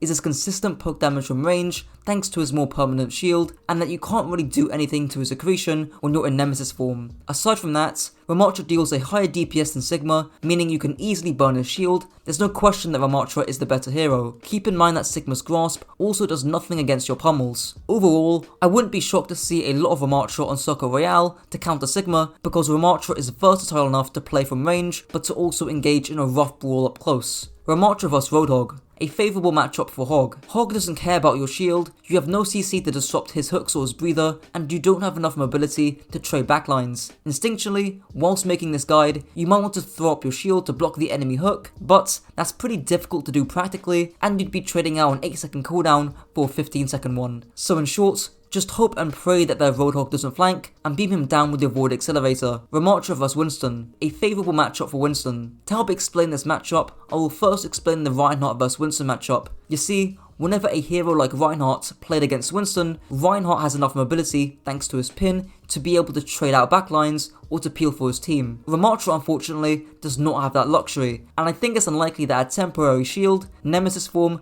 and a slowing ability will be enough to peel off a good dive. The only thing I will say is that if the enemy team are running a Lucio Moira or a Lucio Kiriko sort of dive, Ramattra may be a decent option, because he has just enough range in his Nemesis form to punish those healers who want to get up close to support their Winston. We just need more time to see how this matchup plays in practice. Ramattra vs Junkerqueen, a slightly favourable matchup for Ramattra. Junkerqueen's lackluster range and mobility give Ramattra the upper hand. You shouldn't lose from afar, and hopefully you shouldn't lose up close. Block her axe swing in Nemesis form, again referring back to the point about blocking burst damage, and keep pummeling her from afar and you'll force out her commanding shouts. Ramattra vs Wrecking Ball, a slightly favourable matchup for Ramattra. As long as you can survive the burst damage from Ball's engage with his pile driver, you'll be good to go. And perhaps consider tossing your slow when and where he pile drives. His large hitbox should make it easy for you to use your Void Accelerator, and if their Ball goes for a lot of soft engages, as in he just never uses pile drive, you could either look to punish him with your slow or trade backlines. Ramattra vs D.Va, a map-specific matchup. In short, if D.Va can control a lot of angles around Ramattra, like on King's Road 3rd point, you're gonna have a tough time on Ramattra. However, on more linear, longer range maps, like Colosseo or Lijiang, Ramattra's range damage and solid sustain,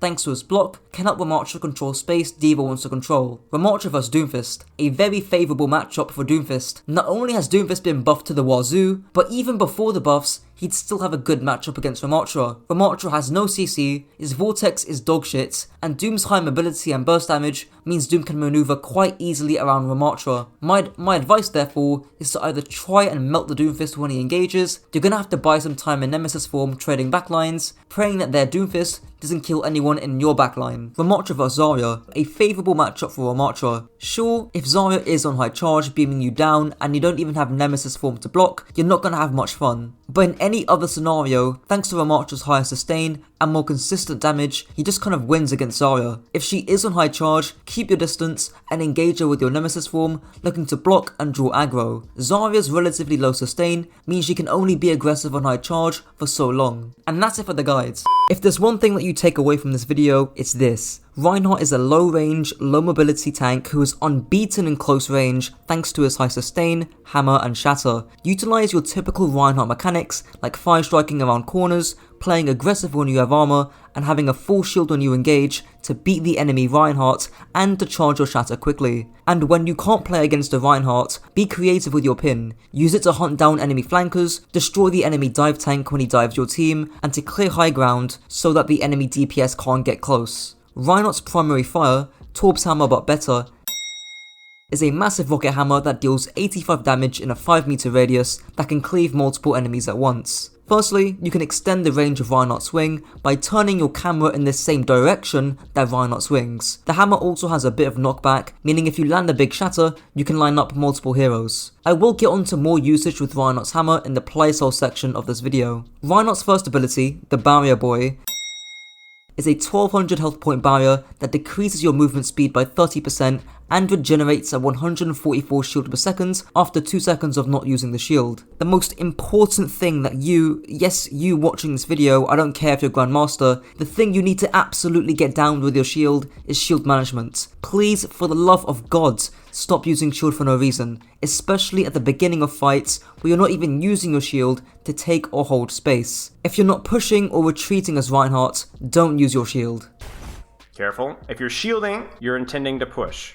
Right now, you are not intending to push, so I don't want you shielding. Save your resource, use natural cover, and now when you want to push, you'll have shield to play with, right? Yeah. Okay. Like, this is good here. I mean, you theoretically, I think, could be swinging again here, but, like, do you see how, like, this is really uncomfortable for them? They wish that the shield wasn't in front of them, because you guys are actively pushing them. This can become especially important when trying to block the enemy shatter, and there's many clips back in Overwatch 1 where this easily costs teamfights. Look how low your shield's getting. Your shield's low. So your shield's 1100, you go for another fire strike, and you've been above 400 health the entire time. So now, in this fight, do they have shatter? Yes! They have hammer! And before the fight even began, you put your shield to 1100 HP. Two's frozen.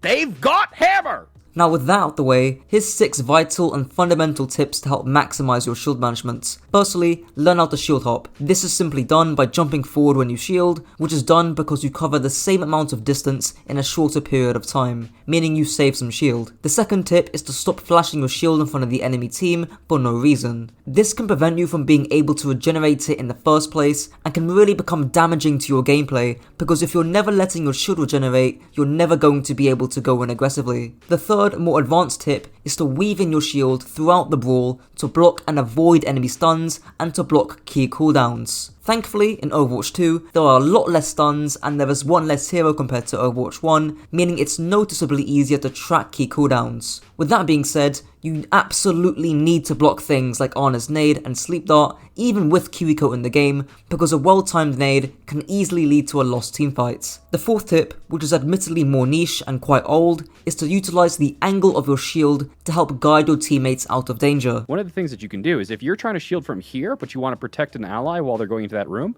use the angle of your shield to guide them into it. The final tip is that you can block infinite amounts of burst damage, such as Diva Bomb, even if your shield is extremely low. This is simply done by shielding as soon as the burst damage occurs. Reinhardt's second ability, Hellboy, is a flaming projectile that Reinhardt tosses in a straight line, piercing enemies that deals 90 damage. Reinhardt has 2 charges of this ability, each on 6-second cooldowns. Thankfully, Fire Strike is relatively straightforward. In 90% of cases, just Fire Strike around corners, because corners are the hot spots of the map, meaning that's where most players are going to be playing around. Here's a clip of myself explaining that. Sucks quite usefully describes corners as hot spots of the map, where most players will be playing around. Not to mention, Fire Striking corners doesn't really require much mechanical skill. And of course, you also want to be casting your Fire Strike before turning a corner first, then tossing it after the short cast time to minimize how much your hitbox shows. Also, you can do a swing Fire Strike combo, which gives you the most amount of damage in the shortest time possible. As a general rule of thumb, you should not be Fire Striking or even swinging when you have no armor. This is because in Overwatch 2 especially, armor can be a safety mechanism or a plan B for when you do take a ton of damage when you do Fire Strike. Here's a clip of Flats, one of the biggest Reinhardt streamers, Fire Striking when he had no armor,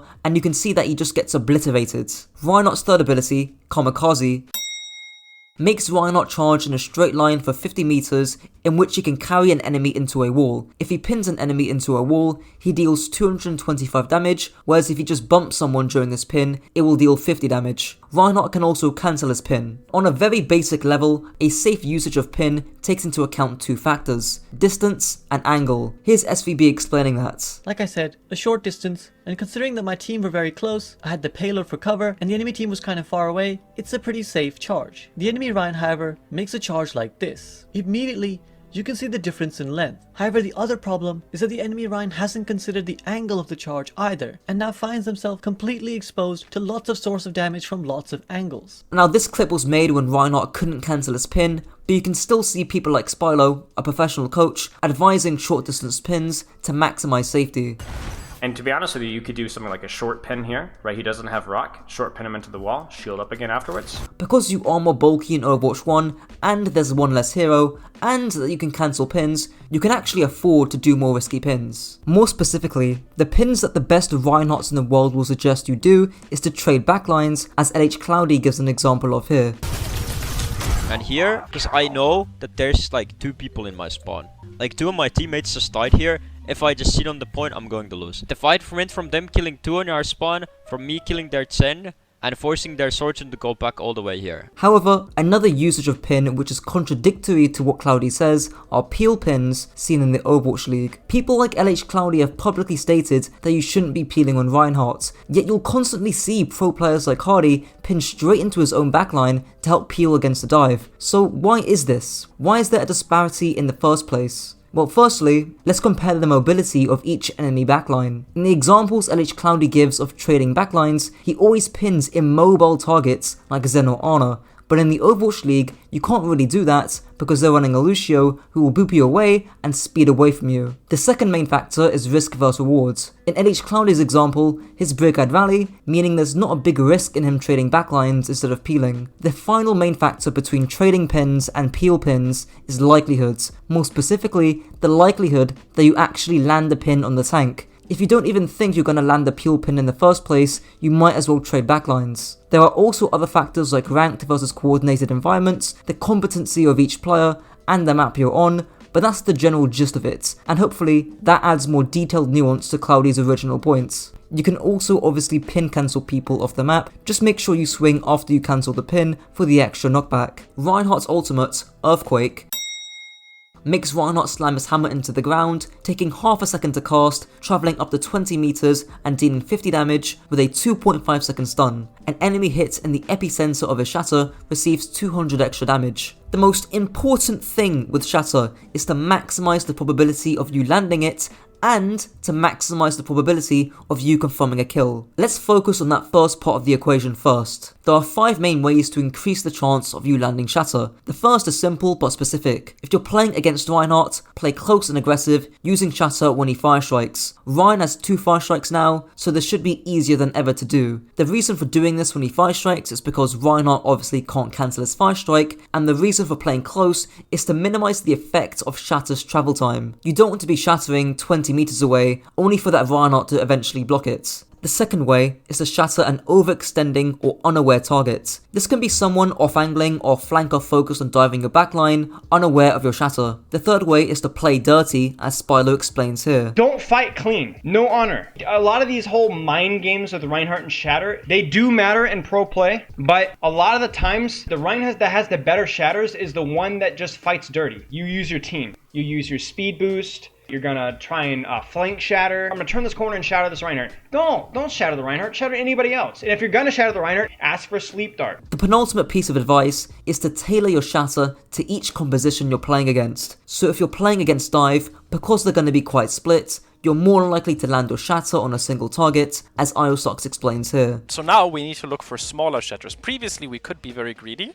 Now shattering just one person is fine, right? If you can land a shatter on the enemy Winston, pin him into a wall and kill him, that's a really good shatter in this context. Lastly, be decisive with your slams to help maximize the number of people you hit, as I give an example of here. Like, as soon as he turns around here, as soon as you see this, shatter needs to be now. Like, you have plenty of time to get the shatter there.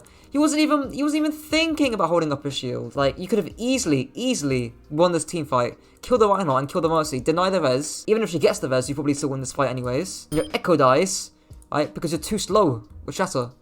You're too slow. Now onto the second half of the equation, maximizing the killing. The easiest way of doing this is just timing your shatter with when either team engages. Since your team is engaging, there should be at least one other teammate helping you follow up on your slams. If you have slammed multiple enemies, to maximize your kills, swing, then crouch, then fire strike. This should do over 200 damage, which means that you should kill any squishy hero. The reason for crouching before you fire strike is so that the bottom of your fire strike hitbox manages to hit enemies on the ground, and as mentioned prior, you also want to abuse the slight knockback from your hammer to align enemies in a straight line for that juicy fire strike. You can also use pin at the very end of shatter to help build some ult charge for your next shatter, though if you absolutely need to confirm a kill on a single target, just pin them as soon as you've shattered them. So that's the main part to your own shatter. I do want to mention flank shatters. There's this old but gold clip I used on King's Road in my 2020 Reinhardt guide, which still hits.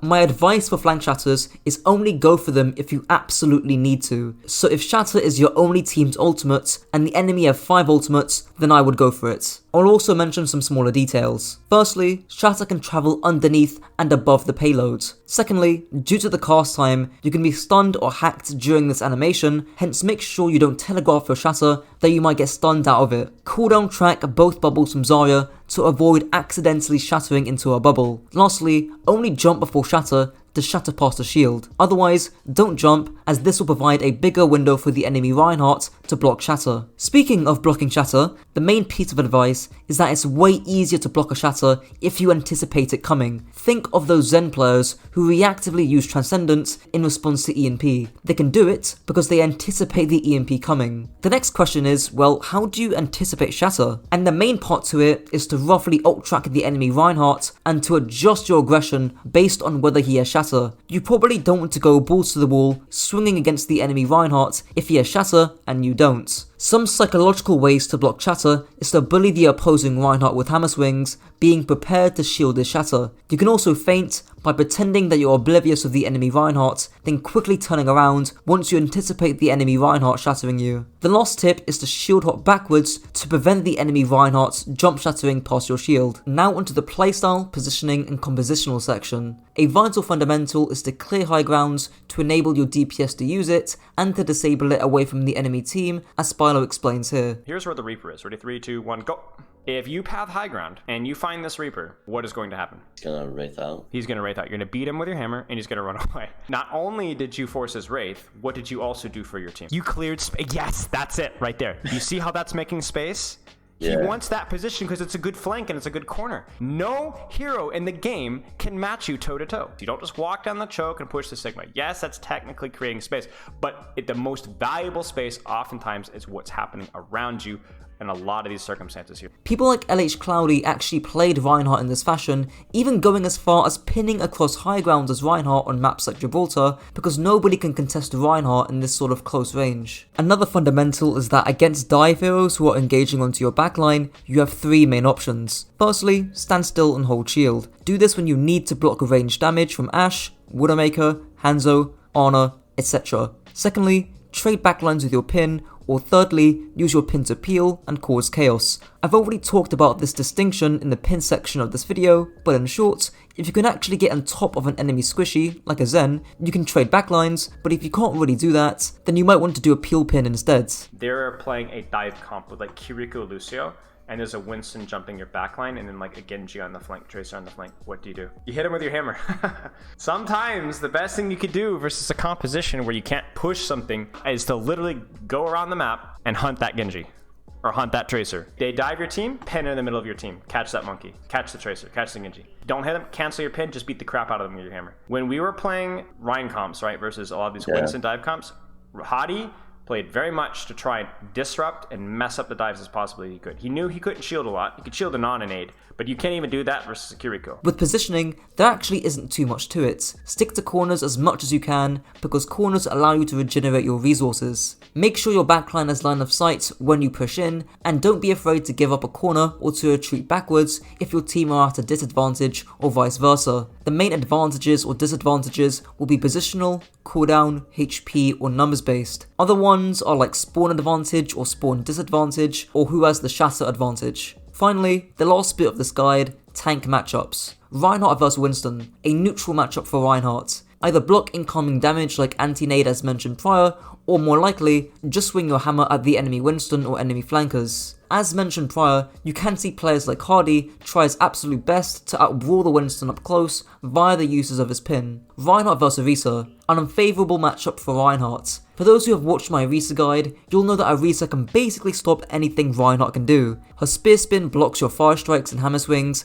her javelin prevents you from pinning aggressively or even just closing the distance, and the cherry on the cake is that her fortify can block your shatter. However, you have a shield and Orisa doesn't, and you have more HP than Orisa, so on paper, as long as you can outlast the Orisa, and high damage heroes on your team like Sojourn can dome her Jupiter sized head, you'll be good to go. Reinhardt vs Sigma, a neutral matchup for both of the tanks. If Ryan manages to close the distance, it's over for Sigma, but if Sigma manages to keep his distance, then there's not much Reinhardt can do. If you're struggling as Ryan to close the distance, especially on maps like Circle Royale, you can look to use your pin to quickly clear high grounds as mentioned prior, playing Reinhardt in a wacky manner. Just try not to get accretion whilst doing so. Reinhardt vs D.Va, a similar matchup to Winston. Only difference I'd say is that because D.Va is more versatile and likes marking off angles more than Winston, look to clear and control high grounds early on to help support your DPS and to make the D.Va's life tough. Reinhardt vs Roadhog, a relatively neutral matchup. If you and Roadhog frontline, you win. You simply have more sustain, and if you block Hog's hooks, there's not too much you can do up close. However, Hog can easily fix this by just flanking and landing a hook, in which case, look to either match and mirror him, or to go on your own flank, hunting down those DPS targets up close. Reinhardt vs Wrecking Ball, again, a similar matchup to Winston, and arguably an even easier one, due to having no bubble unlike Winston. Punish Ball if he overstays his welcome, and I would definitely solo shatter him when he power drives. Reinhardt vs Zarya, a neutral matchup. Flats likes to describe Zarya as the off-tank Reinhardt who trades out sustain for damage, which I can kinda see. Keep on closing the distance to Zarya to utilize the armor portion of your HP as well as being able to land hammer swings. By being close to Zarya, you're also more likely to bait her bubbles just by the threat of being close, or you can do that with your fire strikes. Make sure to shatter her when you've tracked her using both bubbles. Reinhardt vs Doomfist, a favourable matchup for Reinhardt. Doomfist is just too squishy and doesn't deal enough damage to get past Rein's sustain. Honestly, think about pinning Doomfist when he power blocks in the middle of your team and auto solo shatter him. He's quite a mobile target with respectable CC, but he's squishy enough for you to punish him easily, unlike Winston to a lesser extent. Reinhardt vs Junkerqueen, a neutral matchup for Reinhardt. Junkerqueen is unusual in that she can be close enough to deal damage, but far enough away from you to be unable to land hammer swings. So if you can bypass her lack of range and get close, forcing out her commanding shout early so she has to give space, she's actually not as big of a threat as you might think. Try and block her jagged blade and shield hop in rhythm to her scattergun shots to make it easier to close the distance. Well, that's it for the guides. The reworked Roadhog is a ranged defensive area of denial tank with little utility or peel. He thrives in situations where the enemy team is forced to walk into his space, which is often on defense, meaning he can pre-place his traps around corners and hook targets into them. Against dive, Hog is half decent at the spar framework, go watch that video if you haven't already, and against ranged puck brawl comps, Hog can eat a ton of damage and close the distance with his breather, marking ranged heroes with his hook. Play corners, land your hooks, and absorb those high damage cooldowns. Hog's damage, the worst shotgun in the game, makes Hog blast 16 pellets of shrapnel that each deal 6.25 damage each. He also has 4 larger central shrapnel shots that deal 15 damage each, meaning in total, Hog can deal up to 160 damage into one shot. With the 1.5 times headshot multiplier, this technically goes to 240. The main usage of your scrap gun is really honestly going to be consistent tank busting. Your DPS is actually quite high on paper,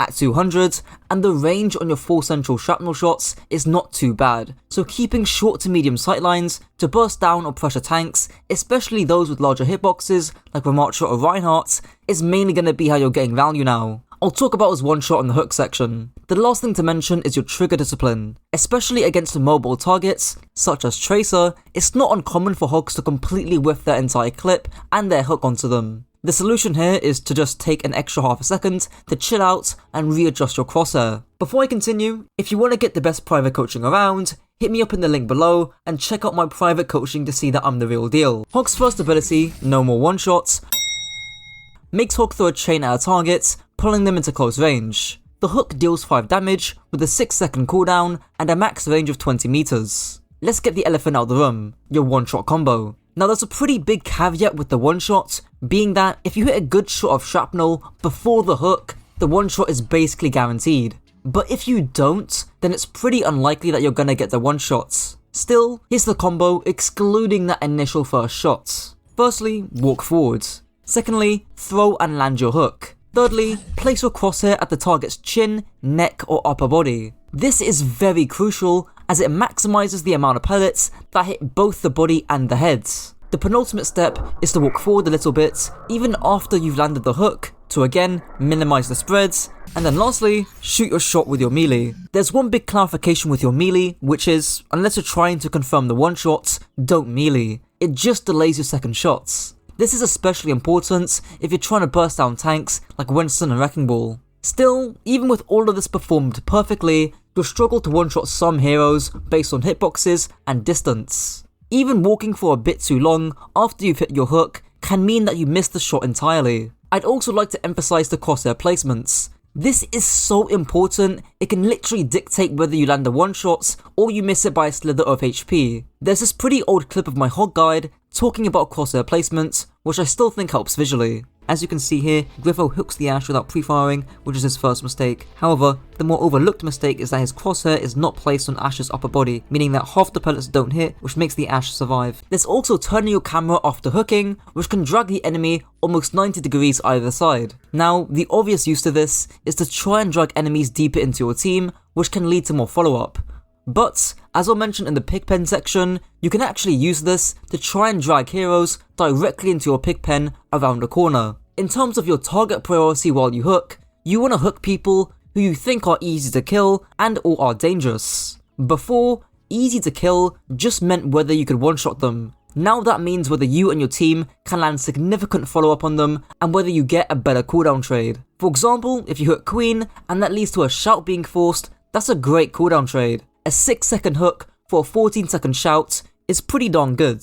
There's also disrupting ultimates with hook since it's hard CC. Saving hook for Barrage, Blossom, Flux, Coalescence, or High Noon are obviously good ideas in order to shut down a potential play. Lastly, just make sure you have enough ammo to follow up on your hook, which just means checking your ammo counts every so often. You don't want to hook someone and miss out on one-shots because you forgot to press R. Hog's second ability, the 2.5 second Transcendence, makes Hog heal himself for 200 HPS with a 40% damage reduction for up to 2.5 seconds. I'm not gonna lie, Breather is very self-explanatory. You literally just pop it to tank enemy aggression, it's not that complicated.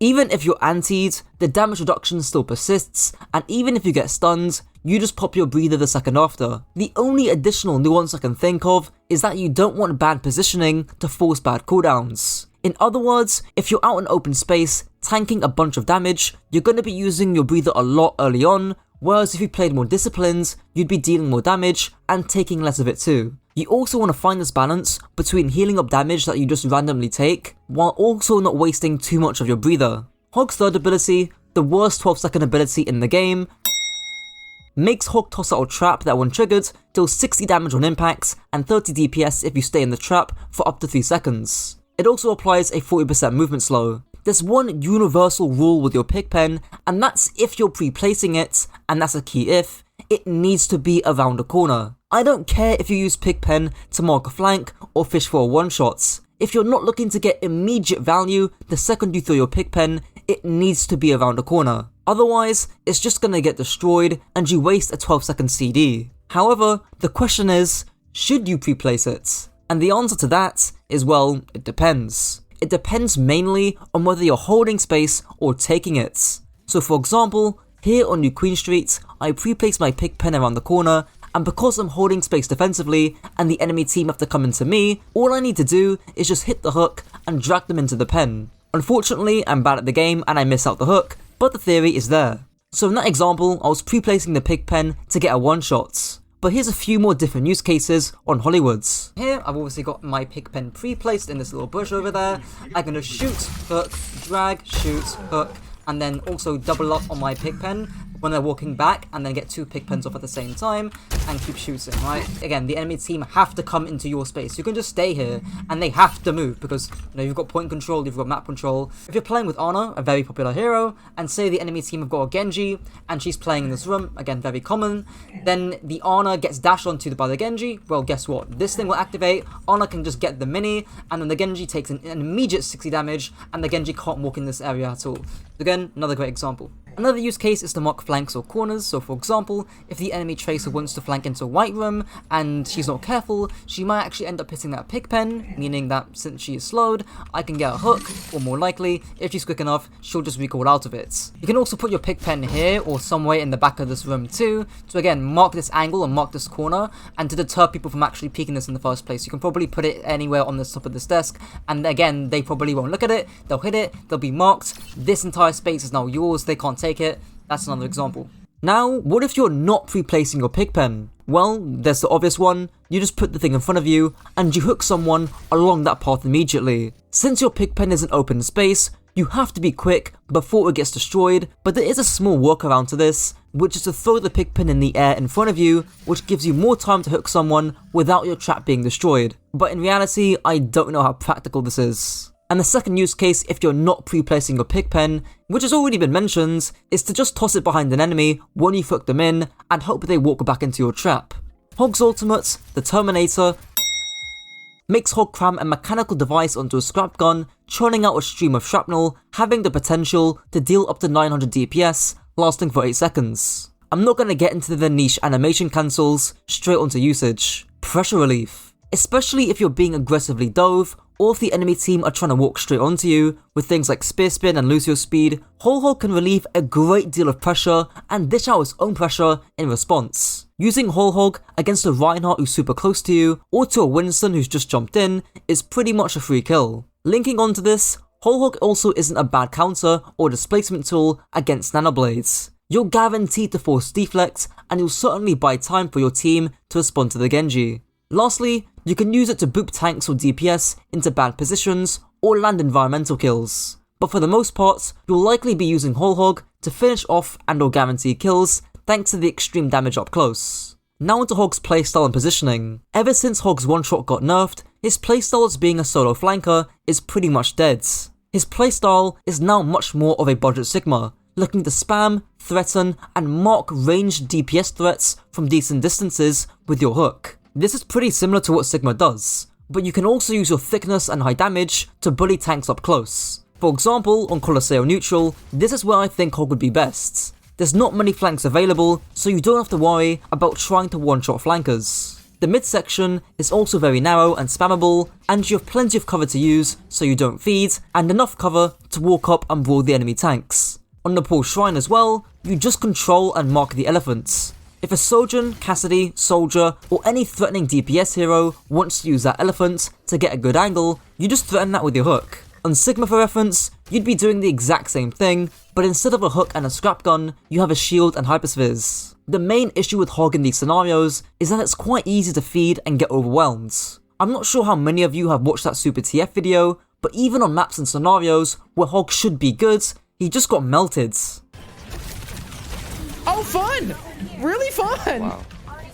Guys, I think Hog needs a rework. You haven't got a shield, you haven't got a Diva Matrix, bubbles, a grasp, a block, or a fortify. All you have is your breather. So make sure that when you want to push and take space, you do it decisively and you hard stick to corners and cover, getting ready to pop your breather at a moment's notice. Now onto Hog's tank matchups. I'm going to split this up into the dive tanks being Winston, Diva, Wrecking Ball and Doomfist, and the poke ball tanks being the rest of the tank hero pool. Hog into the dive tanks. Now thankfully, this is easy and nice. I made an entire framework called Spar, which fits exactly into what you want to do here. You prevent the dive by poking out the enemy dive tanks with your scrap gun and fishing for hooks. You then absorb the dive with your breather and hooking anyone during the dive if you still have it. And then after the dive is done, you rotate upwards once abilities like Bubble and Pile Driver have been used. Now onto Hog against the Pokeball tanks. Now I actually don't think there's anything too special you have to do here.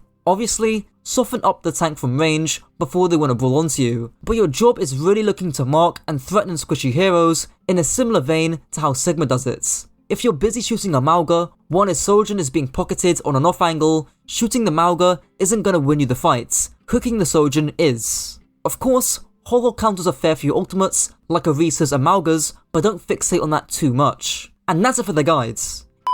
If there's one thing you take away from this video, it's this. Sigma is a high damage, ranged duelist who can hold angles like no other hero in the game. Whilst there is one less tank in Overwatch 2, so you might be tempted to stand main, try and look for mid-fight rotations and angles you can start to play as the teamfight devolves and becomes more messy. As of the making of this guide too, there's this quite broken tech where you can fire an accretion and immediately shoot out 2 hyperspheres instantly, deleting any 200 HP hero. Also, that tech still exists by the way, but you can no longer one-shot with it. I thought I would include this TikTok I made about the UK's best Sigma player, Treads, because it really sums up the fundamentals of Sigma, marking ranged heroes with your shield and marking mobile heroes with your hyperspheres. I'll play the TikTok now, but Sigma is one of the best multitaskers when it comes down to shotting off big carry DPS heroes. I'm a top 500 and semi-pro coach for Team Warwick Angels, and in this video, I want to go over the best Sigma in the UK right now. It's very likely that you're going to see this guy next year in the World Cup,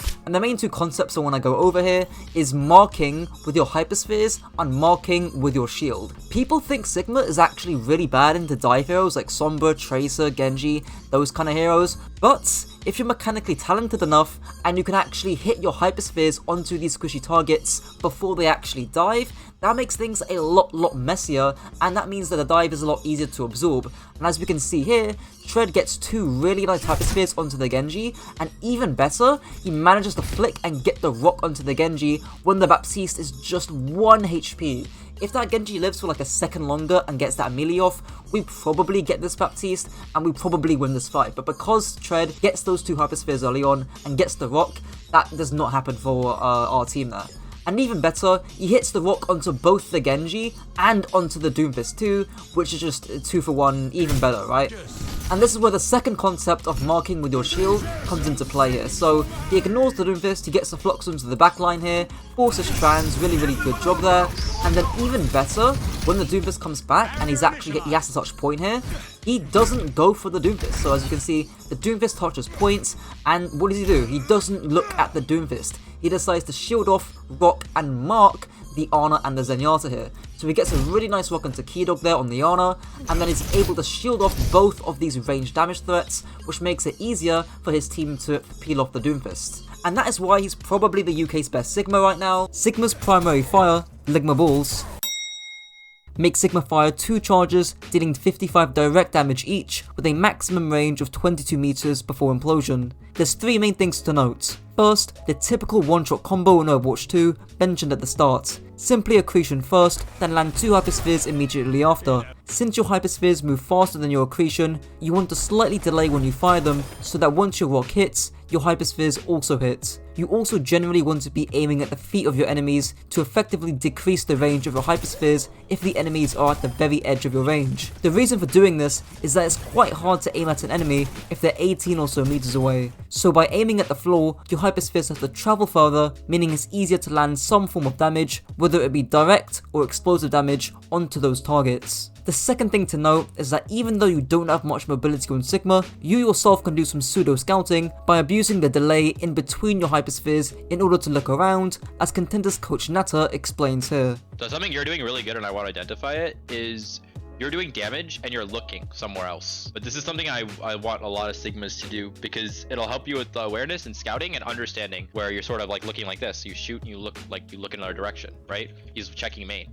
Right, and take this even a step further, right, is like you can go further out. You don't have to just like do short thing. You have time, you can go further out. You can even look the other way too. You can be a bit more open, right? In terms of general usage, even though you can't off-angle as much in Overwatch 1, you can still navigate to such positions in the mid-fights. For example, on Rialto's second point defense, your team may be holding the stairs and the enemy team may meet you. Eventually, the enemy team will drop to cart, and here, you can look to off-angle on high ground, looking to even flank behind them on high ground, or if you're worried about cart, you can angle by the coast. Sigma's first ability, Super's Forehead, is a floating barrier. The shield has 700 HP, regenerates at 100 shield per second after being down for 2 seconds, and has a cooldown of 1 second after being recalled. He has 9 tips which interweave tech and the usage of Sigma's shield. Firstly, make sure to shield when using your ultimate to prevent any incoming damage or from you being stunned out your flux. Secondly, angle your shield to block Transcendence. Thirdly, use your shield to block off line of sight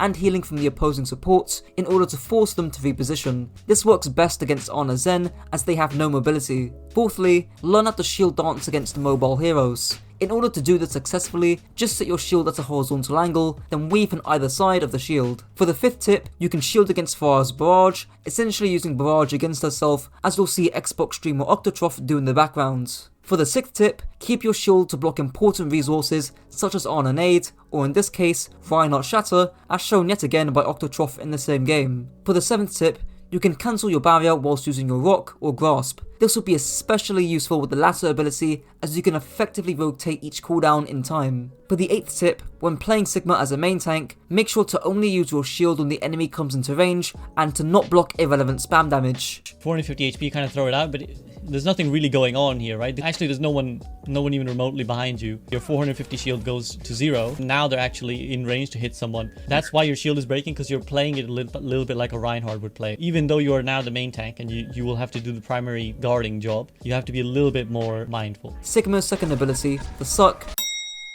makes Sigma absorb incoming damage and convert 60% of it into shields with a 10-second cooldown. There's 2 main uses to Grasp, which is to either use it preemptively to gain a ton of shield, or to use it reactively to absorb a lot of incoming damage, as Sparlow explains here. You want to use your shift as, oh, my shield is broken. I'm going to use this as like a defensive cooldown to buy myself some time to regenerate my shield, and or so I don't get instantly blown up. Or number 2, you want to preemptively shift knowing that a chunk of damage is coming in. So for example, if you were to turn this corner here, you could just shift without even shielding, and they'd have a big load of burst damage, right? you get to like 800 HP, and then you could just use your shield afterwards as you needed to. But that would give you a big 400 shield just for free. Now, that probably is not the best idea to do here because of Hog Hook, but it's something you could do. You could do it for a big burst of HP that you can use to play more aggressively, because remember, you don't feed ult charge from Sigma shields. Or you could do it react. To finish off the grasp section, here are a few things to note. Firstly, grasp can be cancelled with your accretion, but you won't gain any shield. Secondly, you can reactively grasp projectile ultimates such as Zarya's Grav. To help you do this, Zaryas will often telegraph their Grav by walking forward aggressively and bubbling. Thirdly, in a Sigma matchup, just look to rock the enemy Sigma if he fucks up his grasp. It can lead to a free pick some of the time. Sigma's third ability, Rock V2, makes Sigma fling a massive debris towards an enemy, dealing 100 damage, deals a 0.8 second stun on hit, paired with a 10-second cooldown. In terms of tech, there isn't anything I haven't mentioned prior, aside from the 200 HP combo bug. For general usage, Accretion has 3 main uses: as a one-shot, which I just mentioned prior,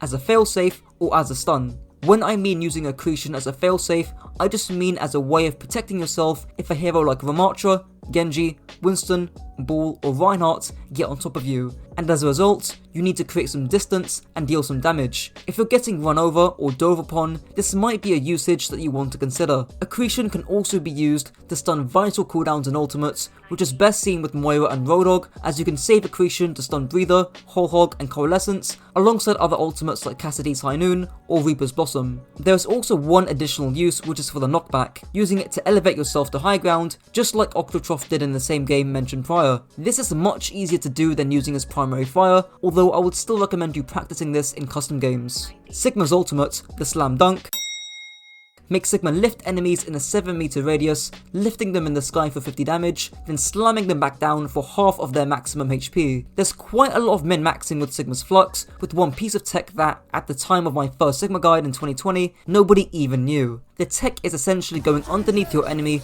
whilst mid-air during your Flux, to make them land on your head instead of the ground. This may not sound like much, but this is primarily to counter Bap's Lamp, as the vertical hitbox of it is simply not high enough. However, this can also prevent a well-timed Zarya bubble, an Ana using her nades, or now a Kiriko using her Suzu. For reference, try and do this on defense, as you are much less likely to put yourself in an aggressive position, as the enemies are coming to you, rather than you going to them. Aside from this, here's some general things to keep in mind about Flux. Firstly, use it as a repositioning tool.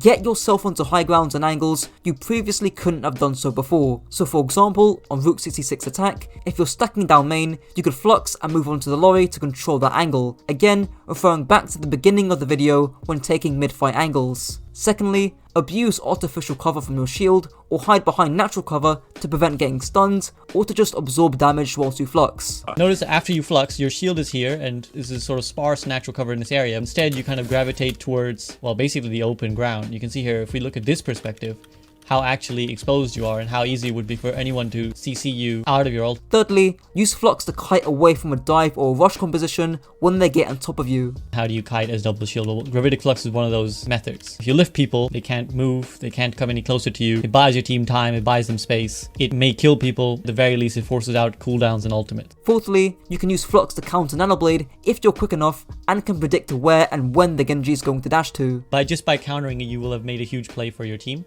And it's actually not too difficult to do it to a Genji. All you really have to wait for is for him to use his first dash. It will take him at least a slash to kill someone. The final tip is a little bit of target priority whilst you are in Flux, and to prevent tunnel visioning onto tanks rather than squishy targets. Remember, your target priority comes down to 2 things: targets who are easy to kill and or are dangerous. You're a little bit over focused on the enemy Orisa. So you see, in fact, your first thought itself is just to go on the Orisa, even though you've lifted a Mei and an Ana.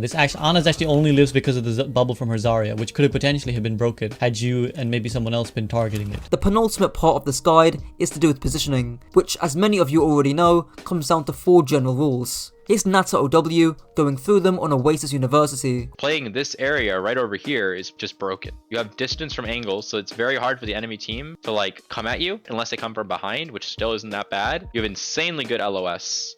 You have very good rotation options where you can look to rotate more aggressively this way, like this way, go this way. You have such good rotation options, right? And then you've also got, so you got LOS, rotation options, and distance from angles. And you've got a corner. Whereas a lot of people tend to play in here, and the problem with playing in here is you don't have distance from angles. So instead of trying to prevent the engage, right, because distance from angles allows you to prevent the engage because you've got time so you can actually shoot the ball and shoot things before they get on you, right? When you're playing here, right, you're playing immediately to absorb their ball. With broader off-angle positioning, especially in the mid-fight when shit gets messy, look to rotate to off-angles in between fights, as Spalo explains here on Rialto first point defense. Hear that? What is that? It's a widow shot from a flank.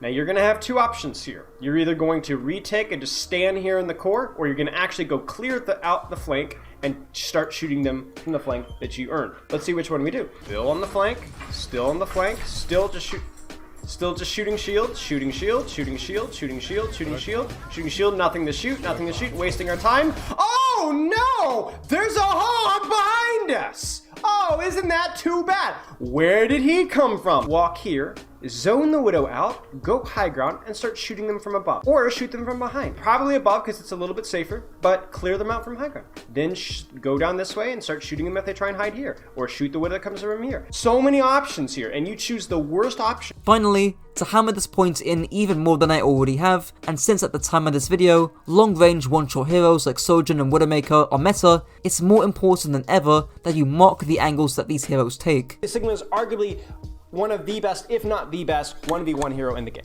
You could throw a shield right now and spam these guys, and they not only do they not do anything, they have to leave. Like, I wouldn't just throw a shield here. I would be shooting here. I would ask for Orisa for a rock here. And if we get, and what does that do? They have to back off. So what does that mean that happens to this Sigma right here? Is he getting healing? Is this Widow getting any picks? Is this Junkrat getting anything? No. This is precisely the fundamental reasoning behind why Sigma is played on angles. He has his own barrier, two methods of regenerating HP, a stun, high ranged poke damage, and doesn't bleed too much ult charge. Now to the final section of this video, tank matchups. Sigma vs Reinhardt, a neutral and pretty rudimentary matchup. Keep your distance away from the Reinhardt at all costs, utilize your accretion and flux as deterrents for the Reinhardt closing his range, and you'll be good to go. Sigma vs Ramattra, a neutral matchup between the tanks, if not, slightly in Ramattra's favour. Be mindful of your shield since Ramattra can quickly shred it. Try and keep Ramattra at a decent distance before he uses Nemesis form in order to soften him up if he tries to close the distance. Your rock should be an easy counter since Ramattra can't block it, and since your grasp doesn't absorb his pummels, look to use it more selfishly in one-on-one encounters. Sigma vs D.Va,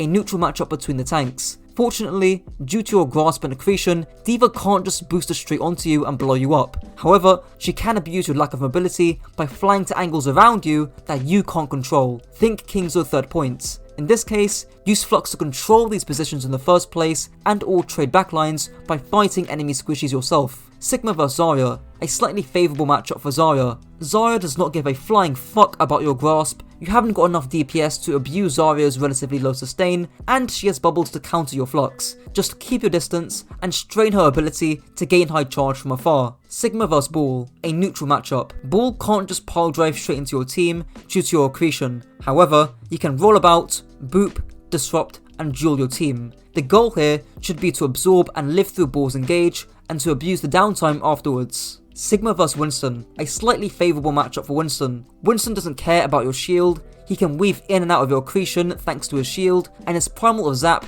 doesn't care about your grasp. The only time you'll have fun playing Sigma against Winston are on long distance maps with few flanks, like Junkertown or Circle Royale, where it's pretty difficult for the Winston to get on top of you. Sigma vs Doomfist, a slightly favourable matchup for Doomfist. At the moment, Doom has been giga buffed to god tier levels, but I assume he'll be tuned down pretty soon. Even then, you can easily kill a bad Doomfist by rocking a badly timed power block. But if the Doom is competent, you'll have a bloody tough time. Your shield or grasp doesn't really do much, so you're really relying on your accretion to either punish the Doomfist or the rest of his team. Sigma vs Orisa, a slightly favourable matchup for Sigma. Sigma wins from distance, that much is obvious. But even up close, it's still a fairly skill-based matchup. The key thing is to not get javelined whilst using kinetic grasp, and to shoot at the squishies surrounding the Orisa. Sigma vs Hog, a favourable matchup for the piggy. Look, you don't win in duels, you don't win from afar, and you don't win up close. Hog couldn't care less about your 73 DPS, and is more than happy to walk past your shield, and to hook you, and to force your grasp without a care in the world. Play your distance and to burn the Hog if he tries to get close, and obviously rock his breather. Sigma vs Junkerqueen, a map dependent matchup. If Queen can't get close, like on Circle Royale, it's free low. She has little mobility and little range, and can't really do much unless she hits some godly knife. But on maps like Colosseo, where you have to touch the bot on neutral, things can get a bit hairy. If she walks onto you with her axe and shout, you better hit that accretion. Well, that's it for the guide. This is the best way to play Winston in Overwatch 2. Firstly, scout and set up your dive. To do this, just gain access to high ground to actually see the enemy team and listen to the sounds the enemy team are making to know what heroes to dive. You'll be wanting to dive targets who are either easy to kill and or are dangerous, meaning that you'll be avoiding tanks for the most part and looking for the isolated Zen or Ana in the backline, or that soldier in his visor, or that soldier with her overclock. And lastly, just get good with your primal mechanics. Winston's weapon, the Zappy Boy, fire an 8 meter range Tesla cannon with an area of effect of 6 meters, being able to cleave multiple targets. The cannon deals 60 DPS, consuming 20 rounds per second, with a full ammo capacity of 100 rounds. I'll also couple in his brand new alternate fire, which makes Winston fire a 50 damage zap up to 30 meters. Let's just get your secondary fire out the way. There's 3 uses to your long range zap. Firstly, for random spam damage at the beginning of a fight. This is the least important use. The second use is before you dive a target. Essentially, to make your dive slightly more lethal, fire a full charge zap at the squishy target, and then deal your jump melee combo, which I'll get onto later. And the final use is after you dive your targets. This is when they'll get out of range from your Tesla cannon, and you need to quickly finish them off. I will say that it's very important to get into the habit of using your zap just before you dive. It's a hard habit to get into, and you'll even see me struggle doing this consistently in the background. What should she be doing right now? Charging my right click. Right. Yeah. That's a lot of free damage that we're giving up. And target acquired. What should you be doing right now? Right? Charging my right click. Charging a right click. Because even here, you miss her entirely, but you could have entered there with a right click. Now onto your main Tesla cannon. The fundamental use behind your Tesla cannon is to set up angled pressure on the enemy backline, with Sparlow detailing 3 levels and an example on Numbani. Your job is to control the enemy off angles or to set up an off angle yourself. Where do you set up your off angle, chat? Behind. Yes, if you can get behind safely or on an angle here, not directly in front of them, then you get on backline. And what that does is that puts you are the angle. You are the DPS angle. You're shooting them from behind, which splits the resources and allows your angles in front of them to have more value. The level 1 monkeys do this. Right? Why is this a mistake? Well, 1, it's frontline. 2, my team can't see it. Level 2 monkey does this. Can my team see this kill box? Yes, team can see it, right? This is level 2, but why is it not the best? Yeah, you're shooting tanks. You're shooting tanks and you're frontlining. Your team can follow up, but you're still frontlining. This is level 3.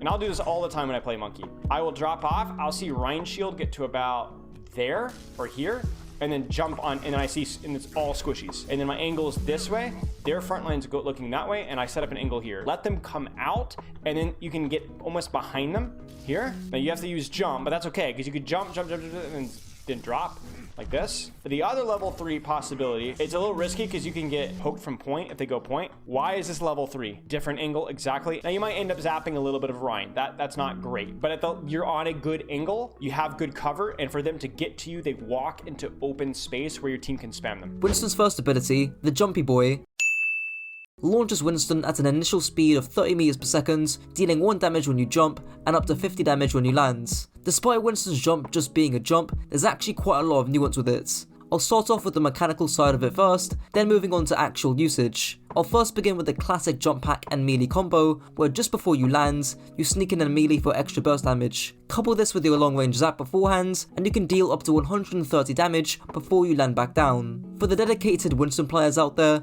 I recommend loading up a custom game with a bunch of Ana bots at 35% HP to practice your combo, which should one-shot those squishies. You can maybe increase the HP to practice this with your zap too. You can also perform a small skip by simply pressing your jump key after you land. Trajectory control is also highly important with your jump. Here's a clip from Carl Q explaining late and or early inputs with your jumps. The late input is if you input a direction after any of the 3 basic jumps from a neutral position. The early input is if you input a direction before any of the 3 jumps, so you're already kind of moving beforehand. Use the S key or down on the analog stick. Doing this on a late input pulls you back just a little bit, whereas doing this on an early input significantly reduces your overall distance. Lastly, you'll want to learn your vertical and horizontal jumps. Horizontal jumps are often safer, more lethal, but harder to Goomba stomp your enemies with. I'll play a clip from Jane explaining the differences, and again, this refers back to the advice on going into custom games to practice the accuracy of your jumps. So if you want to attack a McCree bot or something, you can jump vertically and then kind of like aim at them. But the other thing is that takes way too long and it makes you more susceptible to damage. Whereas if you just learn your short jumps, so how long you need to actually hold the S button, then that's more effective. The most basic yet fundamental use of jump is to jump to high grounds. I mentioned this at the beginning, but high ground allows you to stage and set up a dive because you can see what the enemy team are running and where they are coming from. This concept applies to D.Va too, and Spyro gives a solid example here. Is there anybody else in the enemy team that's playing more aggressive or might be playing more aggressive soon? Do you see how hard it is for you to tell right now? That's why we go to high ground. Because as a D.Va player, you need to make that assessment accurately and quickly. And you cannot make that assessment with where you're at right now, can you? It's very hard to see. So you go to high ground. Now what do you see? Or what do you not see? You don't see anyone on flank. No flank. There's nobody here. There's nobody here. There's nobody here or here. There's nobody here. Okay, at the very least, that gives you the information. Next, let's talk about jump placements. Just by changing where you land by a few meters can be the difference between landing a kill or being the kill. For example, on Oasis City Centre, say you jump the soldier on high ground. If you jump in front of him, it will be very easy for him to just run away to the mega. Not to mention, you slightly boop him away too. However, if you jump behind him, the soldier has to walk through you, meaning you deal more damage. Maybe he even drops heal station too. There's also the jump placement for escape. For example, on Dorado's second point attack, say you want to pressure high ground, as you should. If you jump straight into the middle of the enemy team, you're giving yourself no options to escape, whereas if you landed just by the edge, if there's too much heat, you can quickly fall off high ground and stabilize. There's also jump pathing. If the enemy team are running a Brig or an Ashe and are constantly whipshotting or coach gunning you away from high ground, stop running it down main. Take an alternate underneath angle and then jump from there. It will be a lot harder for the Brig to predict where and when you're coming in from. Not only will you not get booped, but you also take less damage on entry because your dive isn't as telegraphed and you're being less formulaic. Here's Spyro giving another example of your pathing when it comes to staging and setting up a dive. How should you be pathing? You'd be flanking. What would this provide to you? There's another angle. Right. If you jump the Sojourn here, do you see how this catches her by surprise? More likely to get landing damage, more scouting, easier to see, less likely to be punched out or poked out, right? Let's say you're going to go for Ana. You see it? Yeah. You're playing a hero that is absolutely atrocious in the tank matchup. Really versus every tank in the game, almost. The last thing I want to mention is using jump to engage or escape. If you can simply walk up to an enemy, sneak up on them from a flank, or drop from high ground, please do that, instead of wasting your jump on cooldown. This is less so with Overwatch 2 now, but back in Overwatch 1, it was very easy to just burst down a Winston before he gets the jump back again, and even now, you don't want to waste resources if possible. If you're attacking, this tip may not apply as much. Winston's second ability, secretly the best shield in the game, makes Winston project a shield dome with a 5 meter radius, 700 HP, lasting 8 seconds with a 12-second cooldown. Starting with a general rule of thumb, you ideally want to be blocking cooldowns over raw general damage. Winston's bubble is not designed to block large sums of damage, so don't place it on a payload or in a choke. Instead, you ideally want to block cooldowns like sleep, nade, or damage that is directed towards you during your dive. You also want to try and bubble as late as possible against enemies who have their stuns on cooldown or don't have a stun at all. This will allow you to chase further without being punished as harshly. In combination with your jump skip, you can go quite the extra distance. Now onto shield dancing. This is simply weaving on either side or the opposite side that the enemy is on from the edge of your bubble. There's almost no reason to not do this, especially when drop engaging on the backline. In short, your bubble is intrinsically tied to your jump. If you're planning to hard engage or go all the way in, you're likely to use your bubble and shield dance to help you live. Not that complicated. Winston's ultimate, the most sane Overwatch player,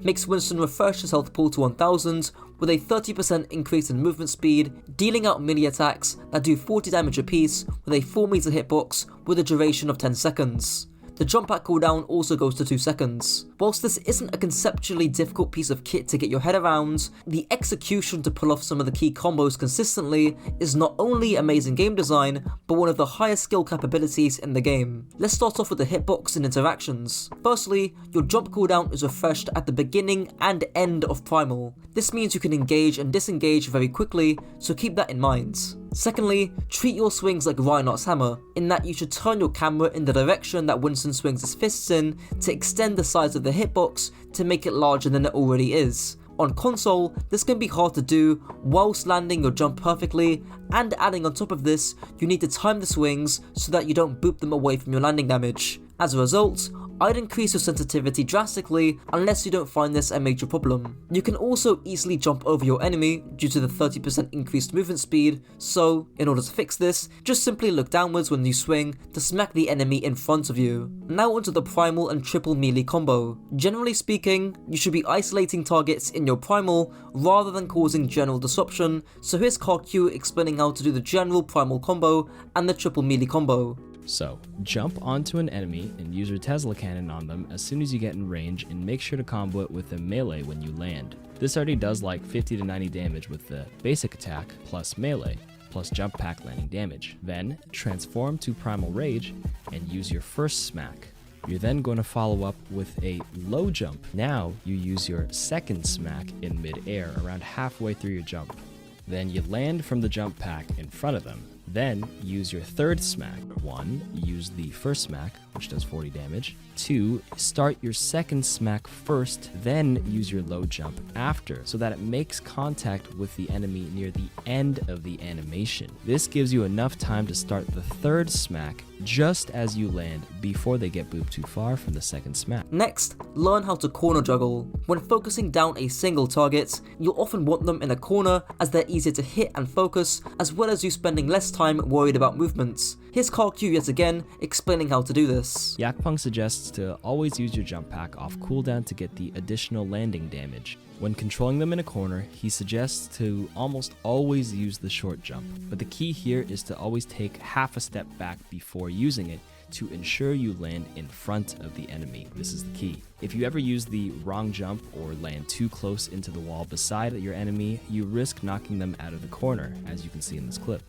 In terms of broader usage, apart from isolating a squishy, other uses are to buy time, split the healers, store points, etc. Also ensure that you bubble before you primal, since you'll get your bubble back after your primal. Now onto Winston's playstyle, positioning and communication. I don't often include communication in the section of these guides, but for Winston, especially in a team environment, it's so important to call out when you're about to engage and when you're actually engaging. Again, what should you be doing every single time you go for a jump like that on backline? Every single time without exception. What should you be saying? Let's push in. Sure. Anything. I'd prefer a single word. Pressuring, diving, going, ready, go. Yeah, jumping. You know, jumping, sure. But your team needs to know, because your team, while you're doing that, your team must at the same time burn their monkey or try and jump backline with you. Like your diva might come with you, you know what I'm saying? But you need to be at the same time. Same time. I usually call it 3, 2, 1. I don't even think you can say 3, 2, 1. I think it takes too long. I think you can just say, guys, ready, go. And then just say go whenever you want to go. Because 3, 2, 1, maybe you see an opportunity to go even earlier at like 2. You say, oh, she just used nade. We need to go now, right? I think 3, 2, 1 is a little outdated. Let your team know that you're about to go, and then go.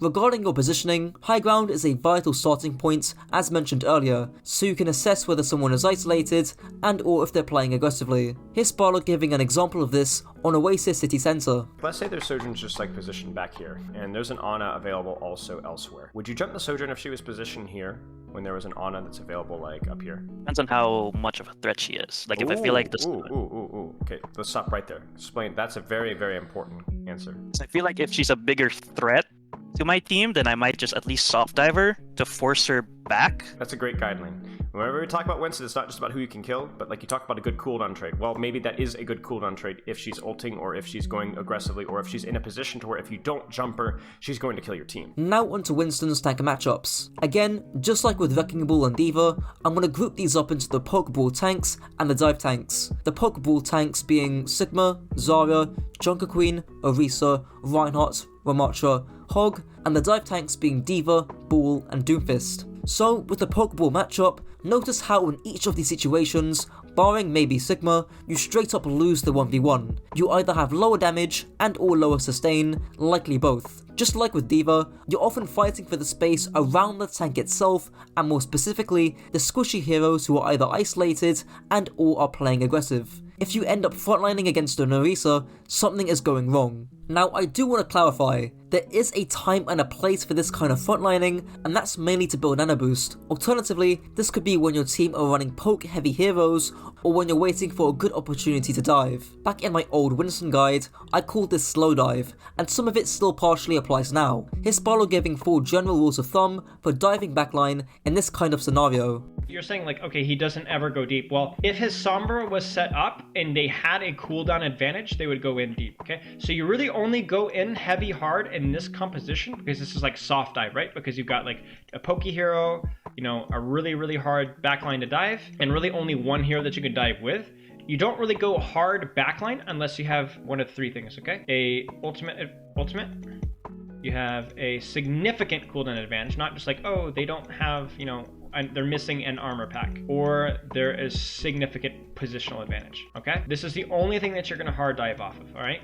Or like a numbers advantage. Like, I guess we could say numbers as well. It's like numbers or down 1 or whatever. If they had nano, Fearless would dive backline. If Ana just chunked her nade, if D.Va just used boosters, and Winston just used bubble, you might see them hard dive backline, right? Because not being able to peel with D.Va, not being able to, their enemy monkey to trade your backline, and not having nade for the enemy Ana to heal herself means that you can actually dive backline and maybe kill them. Positional advantage, let's say the enemy team all rotates underneath and they don't even bother to clear you out up top. Like, let's say that see what these guys are doing? They're fighting Fearless. Why are they fighting Fearless? Because if they don't fight Fearless and they just stay with Badosin, Fearless is going to drop on Badosin and try and kill him along with the rest of his team. So they fight Fearless so that they're not at a positional disadvantage. They fight for this space because if you don't fight for this high ground, Monkey will drop on you. So there's your positional advantage. But they don't give Fearless that positional advantage because they're fighting for the high ground. So if the enemy team is in a really bad spot, you can dive. If they have no cooldowns, you can dive. If you have an ultimate, you can dive. Other than that, you play it patiently until you see an opportunity. Now, what about other dive tanks like Doomfist, D.Va or Bull? D.Va is actually more like the poke Bull tanks just discussed now, since she can peel unlike a Doomfist or Bull. Just avoid frontlining her and target isolated and or aggressive squishies as you normally would. Against Doomfist or Bull, you'll mainly be looking to trade out backlines to not only prevent the enemy tank from getting any healing, but to also create space for your own DPS to pop off. Well, that's the guide.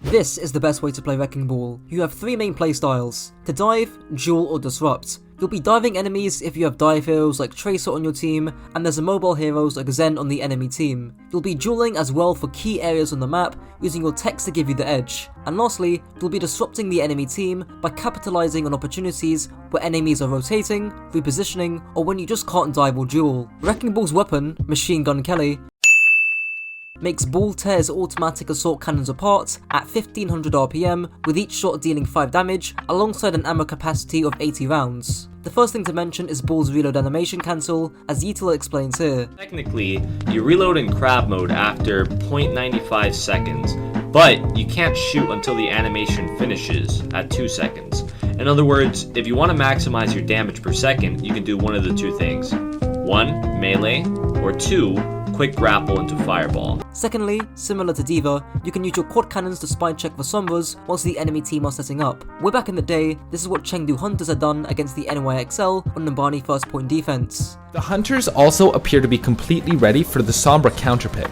as their composition is well suited to disrupt her.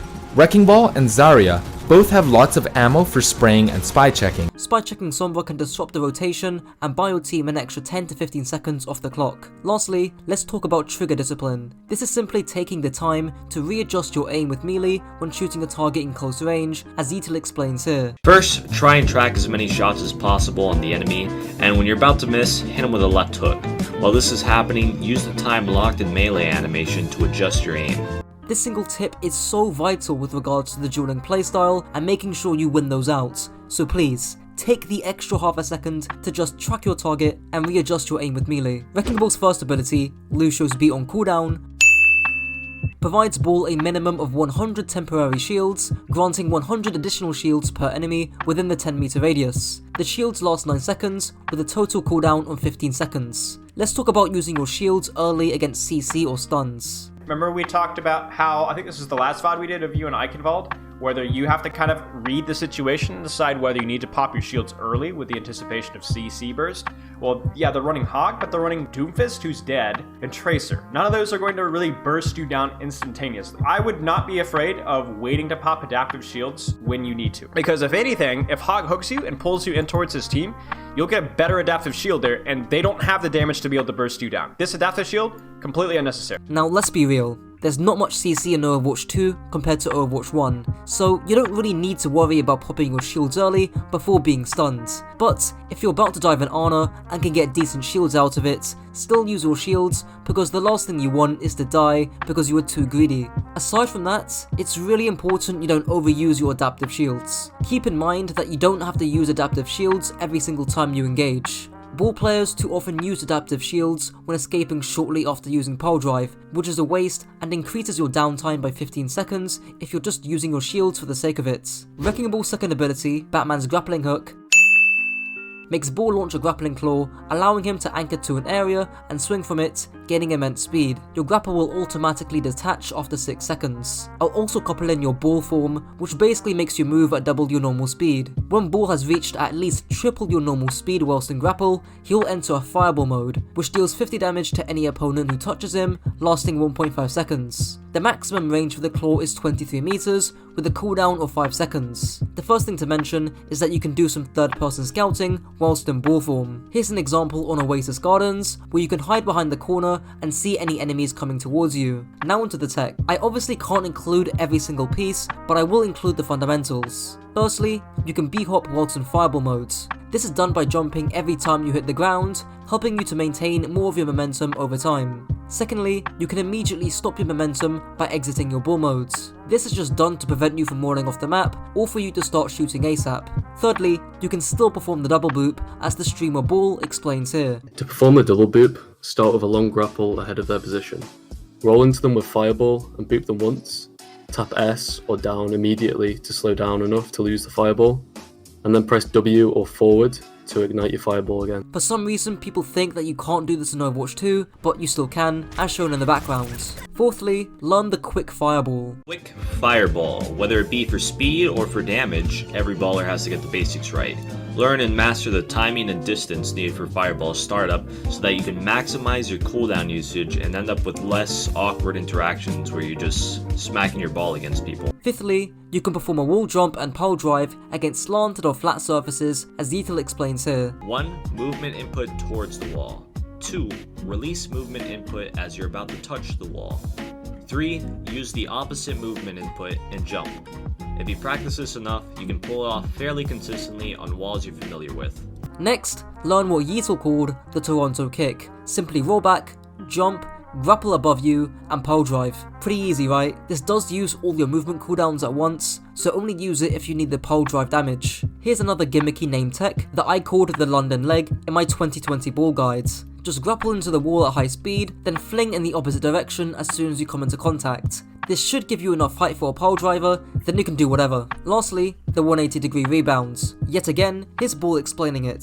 The 180 rebound tech is used to boop enemies without giving them a chance to react to your change in direction. It can be either used to boop them off the map or to boop them into your ultimate like so. To do this, step 1 is to grapple anywhere as long as it's not super high, unless you might start swinging. You want to be on the ground the entire time. Step 2 is to press W or forward into the wall. From here, there are 2 ways to do step 3. The first way is just before you hit the wall, you let go of W, then the moment you hit the wall, you need to 180 turn and press W again. Once you're moving again, you can detach the grapple just before you get Fireball. The second way is just to press S or backwards when you hit the wall without the camera turn. This is good for people with low sensitivities or who play on console. Once again, detach when you're just about to Fireball or else you'll spring right back. One of my favourite things to do is bait enemy Lucios or balls near the edge and just hold down my pile drive button. That means I can't get booped off the moment they boop me. Then immediately I'll 180 rebound them off a nearby wall and hit them with the Uno reverse card. Ball's third ability, How to Feed in 3 Seconds, makes a ball slam into the ground, dealing up to 100 damage in an 8 meter radius, launching the enemy in a locked vertical stance for half a second. Just like your grapple, there's a bunch of tech we need to cover. Firstly, the recovery pole driver. You can perform this by running off a ledge, quickly moving back, and pole driving. This is not only used to get you back to high grounds, but you can quickly pop this in a duel, and if you're fighting a squishy, you'll almost certainly win. The extra damage and CC lock-in should be enough to seal the deal, so learning this is absolutely vital for the dueling playstyle. There's obviously the minefield and pole driver combo, which is as old as time. You minefield in the air, then pole drive to suck in enemies towards your minefield and also deal some damage too. You're basically guaranteed a kill on a squishy just by doing this. Now onto the most important parts, knowing when to not use pole driver and viewing it as a more opportunistic ability, as amateur coach Lucid explains here. You want to think of pile drive as a more opportunistic ability. You want to use pile drive when you see these three scenarios. You either want to use it to finish off low HP enemies, relieve pressure from your backline if the enemy's posing a serious threat to it, or when you know someone can follow up on it, like for example a Tracer, an Echo, a Genji. I would add a fourth usage, which is just pole driving when you can get away with it, and or in duels, as discussed prior. That clip from Lucid was from Overwatch 1, when there were a lot more stuns compared to Overwatch 2, but the principle still applies. You don't want to use pole driver and unnecessarily risk your HP pool for it. Kim Jong-un's second favourite weapon makes Ball deploy a set of long-lasting proximity mines, which deal 130 damage per mine, lasting 20 seconds. Also note that each mine has 50 HP. There's 4 main uses to your mines. Firstly, to split the enemy team. Think of it like Dragon Strike and dividing and conquering from there on. Secondly, AoE fragging. A Brawl team clumped up together would be a perfect time to minefield for a high chance of dealing serious damage. Thirdly, a solo ult. If you need to force trans or resources away from the front line, it is almost always worth solo minefielding. Lastly, contesting points. There have been many times, especially on Koth and now on Push, where the enemy team will play extremely sloppy, and combined with you spinning around the points, a minefield can buy some serious time.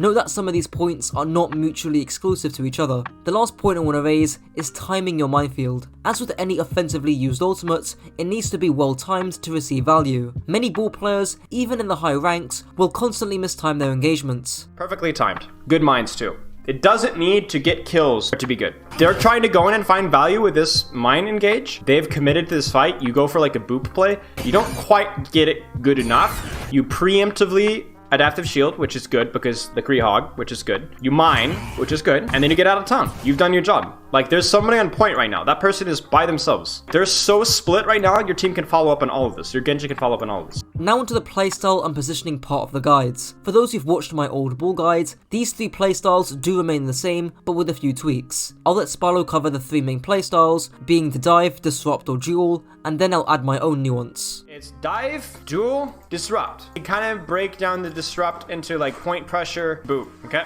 Is it this? Is it this? Is it this? And obviously that's going to change depending on the status of your cooldowns as well. Like, you're less likely to be able to dive or duel if you're down your adaptive shields, right? In addition, a lot of your dives were mistimed. This was a consistent theme. And actually your boop pressure was mistimed as well. So whether it was Genji and Spawn, whether it was you diving onto their Sigma instead of their Ana before they even push through, whether it was you rolling through them before they are even through the choke, you're usually too early. Like, you want to be like, the fight is started now and you displace their positioning. The enemy tanks have committed to the fight, then you dive their Ana. And that screws them up, because now they're already in a position to where they don't want to go and deal with what the heck's going on back there. They're looking this way. There's people shooting them in the face. And if you're going in first and they just shoot you and they clear you out and then they use their cooldowns in your team while you're going to get a mega health back, that's a 5v6. And you fed ult charge. As well as, you know, obviously don't go for your boop role plays if half of your team isn't even there, or a member of your team isn't there to follow up on it, and if they're not in a position to get booped. So with Overwatch 2,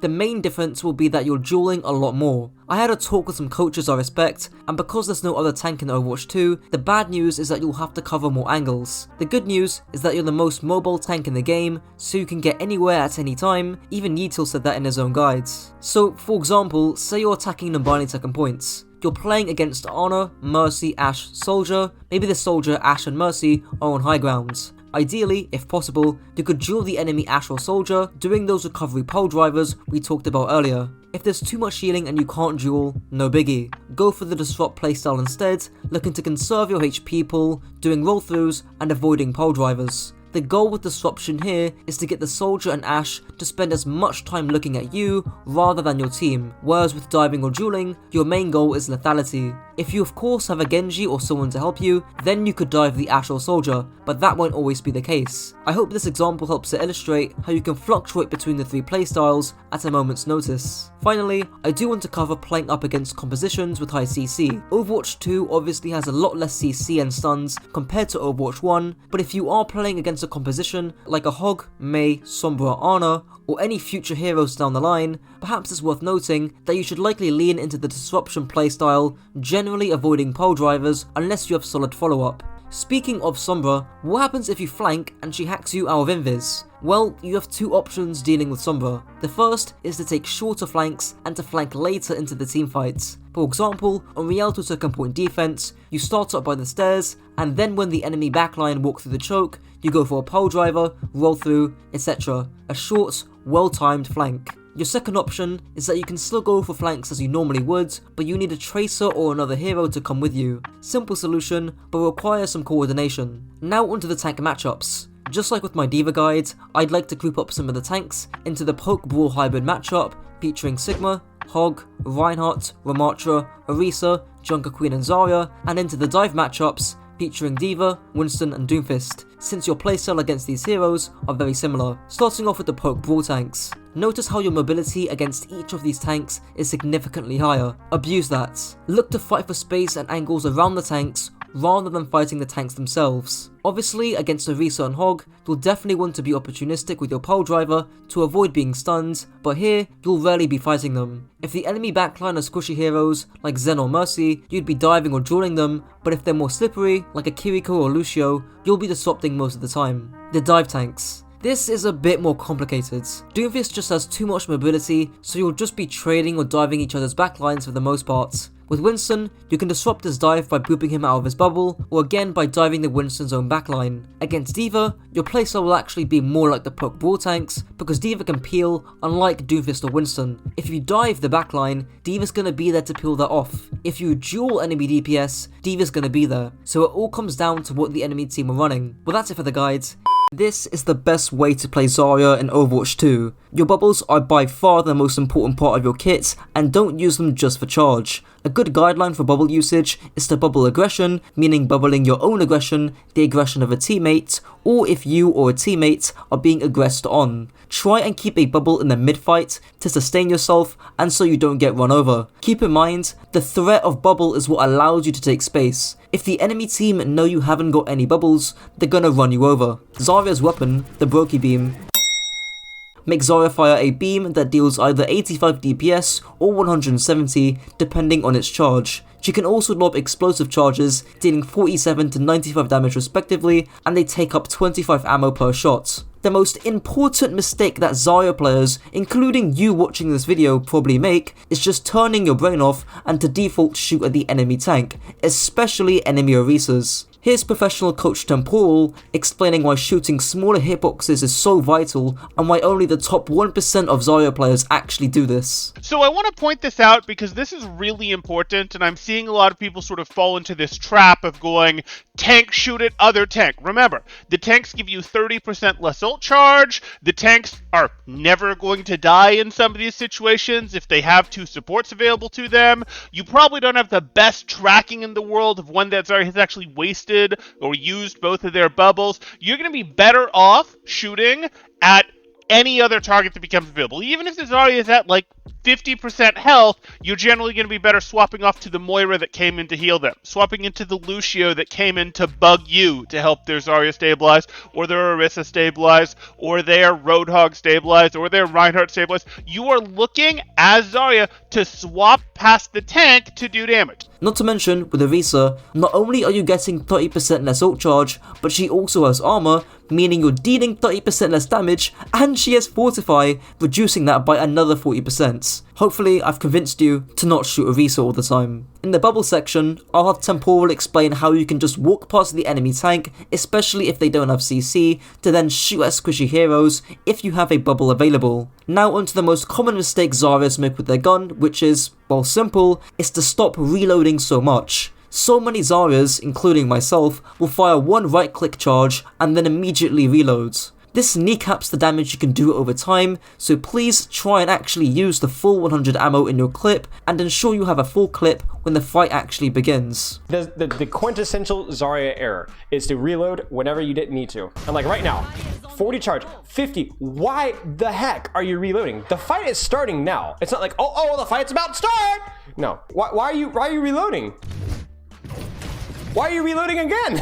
Like, there's stuff going on. As Zarya, you also want to be interweaving your beam with your right clicks. This helps to maximize the ammo capacity that you actually have. The next thing to note is to maximize your 1v1 dueling potential. For the overwhelming majority of cases, you want to start and end with the right click and then use your beam in between that period of time. Here's Yield explaining the reasons for this here. The right click slightly boops your enemy, making their strafe easier to predict and their first shot slightly harder to hit. If you really catch an enemy off guard, you can throw in a melee right after the initial right click for maximum DPS. The next thing to learn is rocket jumping. This is done by simply aiming down at your feet, jumping, and as soon as you are midair, you shoot a charge at the ground directly below you. This is only done for mobility, either to get you back to the fight slightly quicker or to reach certain high grounds, as Zetil does here. Six still behind. Widow's high ground behind the six. Oh my god, Zarya, what the? My high ground. You can also do double rocket jumps by firing a load in the air, that's actually, and then combining that with a right click on the ground to gain double the heights. After a one team fight, you can and should also push up and toss a few right clicks close to the enemy spawn for two main reasons: to farm grav and to retain your energy by absorbing spam early on. Zarya's first, second and only ability, the bubble, makes Zarya emit a personal or projected barrier that shields Zarya and her teammates against incoming attacks, redirecting that energy to increase her weapon's damage. The barriers are 200 HP, last 2 seconds, and are on an 11-second cooldown. Zarya gains 1% per 5 damage blocked, meaning a total of 40 energy gained per bubble. I've coupled together both her personal and projected bubble since it's slightly easier to edit for me, and the principles around bubble usage still stay the same. The most important and universal principle with your bubbles is the bubble aggression. Think about it. 90% of the time you whiff a bubble and get 0 charge is because you either weren't aggressing or the enemy team weren't aggressing on you, or your teammate depending on what bubble you use. So simply put, if you want to get energy on Zarya quickly, just bubble aggression. Now let's build off this further. Bubbling aggression isn't enough in Overwatch 2, and it's not good enough to just use 2 bubbles back to back to get 80 charge. The reason for this is because you can easily get run over because you have no defensive cooldown left. You're a sub 500 tank with no armor and a decently sized hitbox. Imagine if you also use both your bubbles, you're gonna get run over.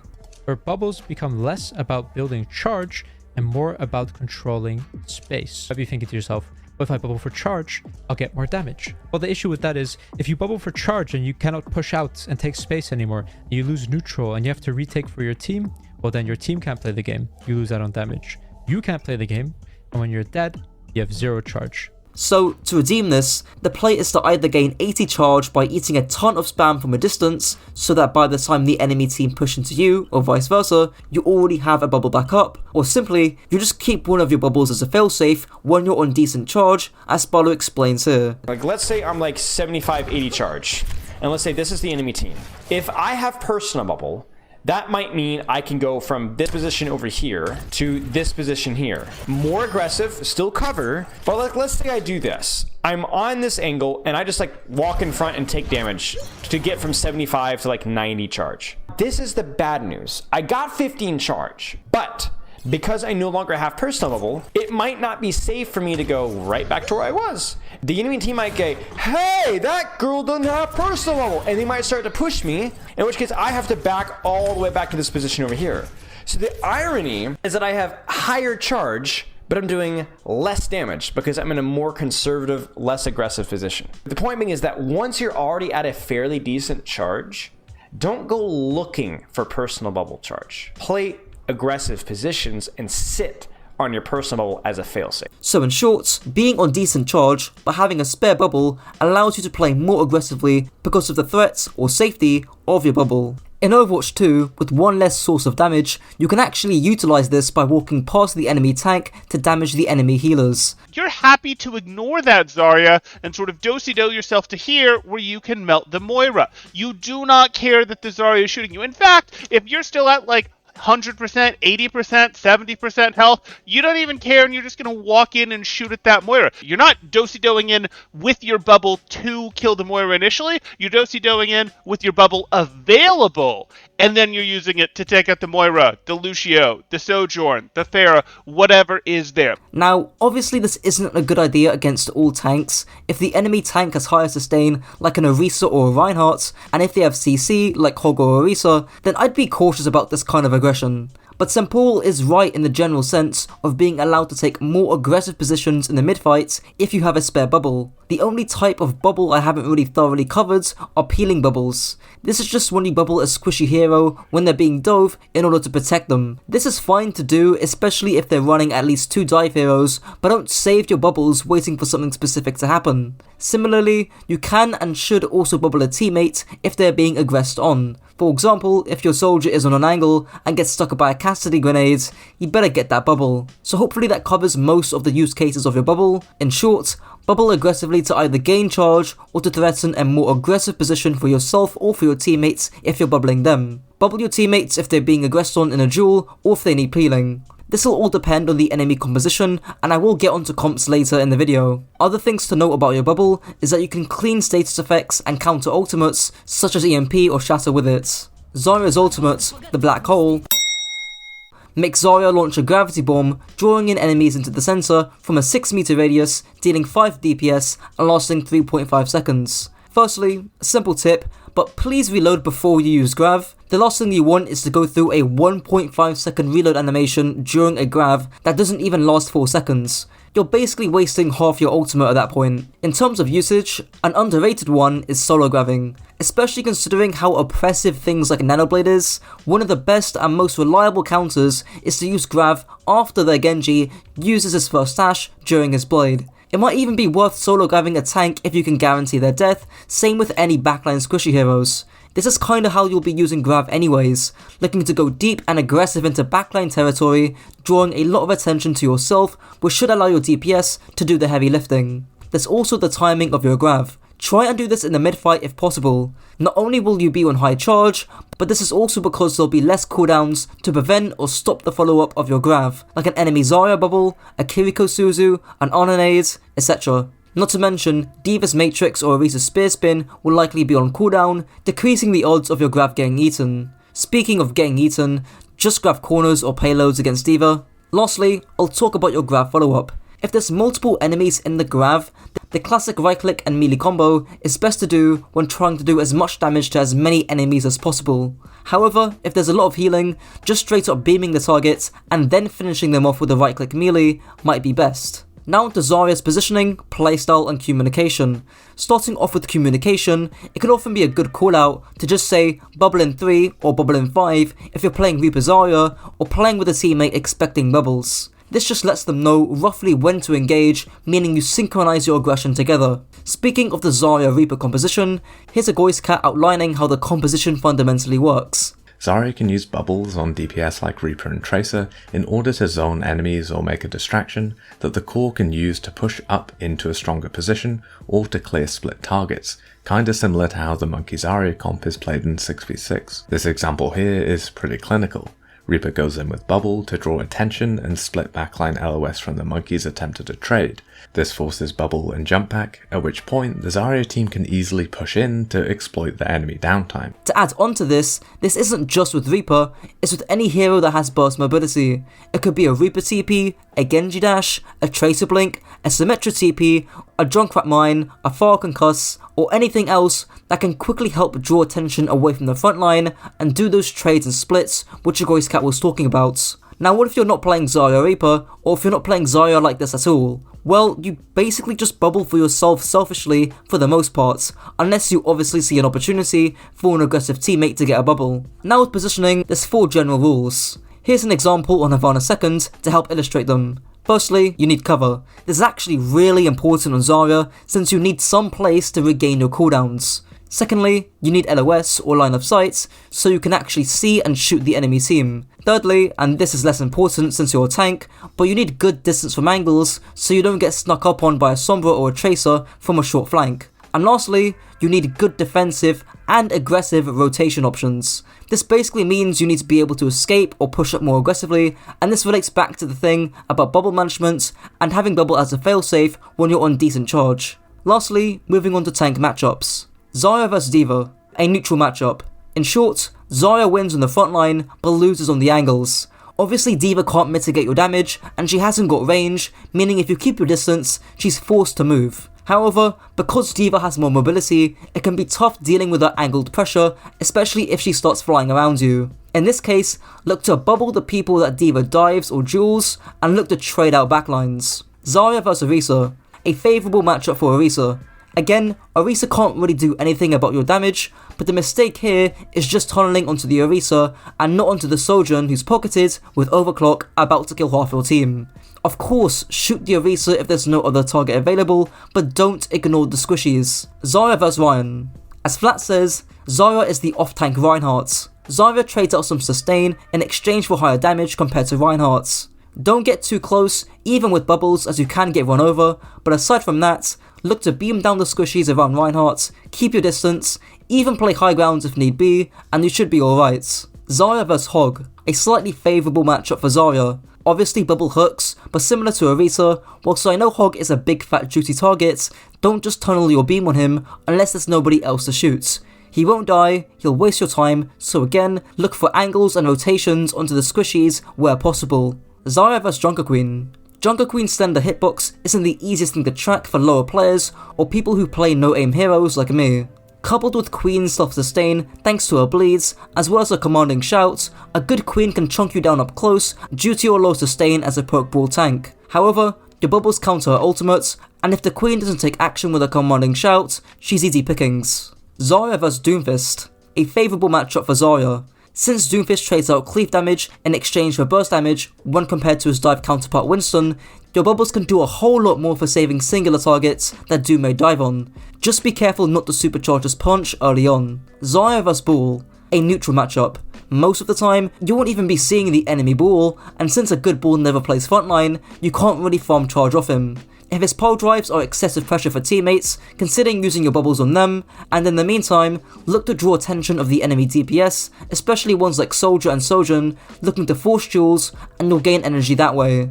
Zarya vs Winston, a favourable matchup for Winston. Just like D.Va, Winston has more mobility, meaning he can get on top of your squishies and in places where you can't reach. His low damage also means you can't reliably farm energy off him, and his cleave damage means you can somewhat easily waste your bubbles. As a result, look to absorb his dive pressure and push it in hard after he uses his bubbles. A Winston after he dives is pathetic. He'll have no jump, no bubble, and will likely be on low HP. This is your time to strike. Zarya vs Sigma, a map dependent matchup. Sigma will obviously look to keep as much distance away from you as possible, whereas if you're on top of him, that doesn't really matter. You can bubble through his accretion and he easily loses up close. Well, that's it for the video.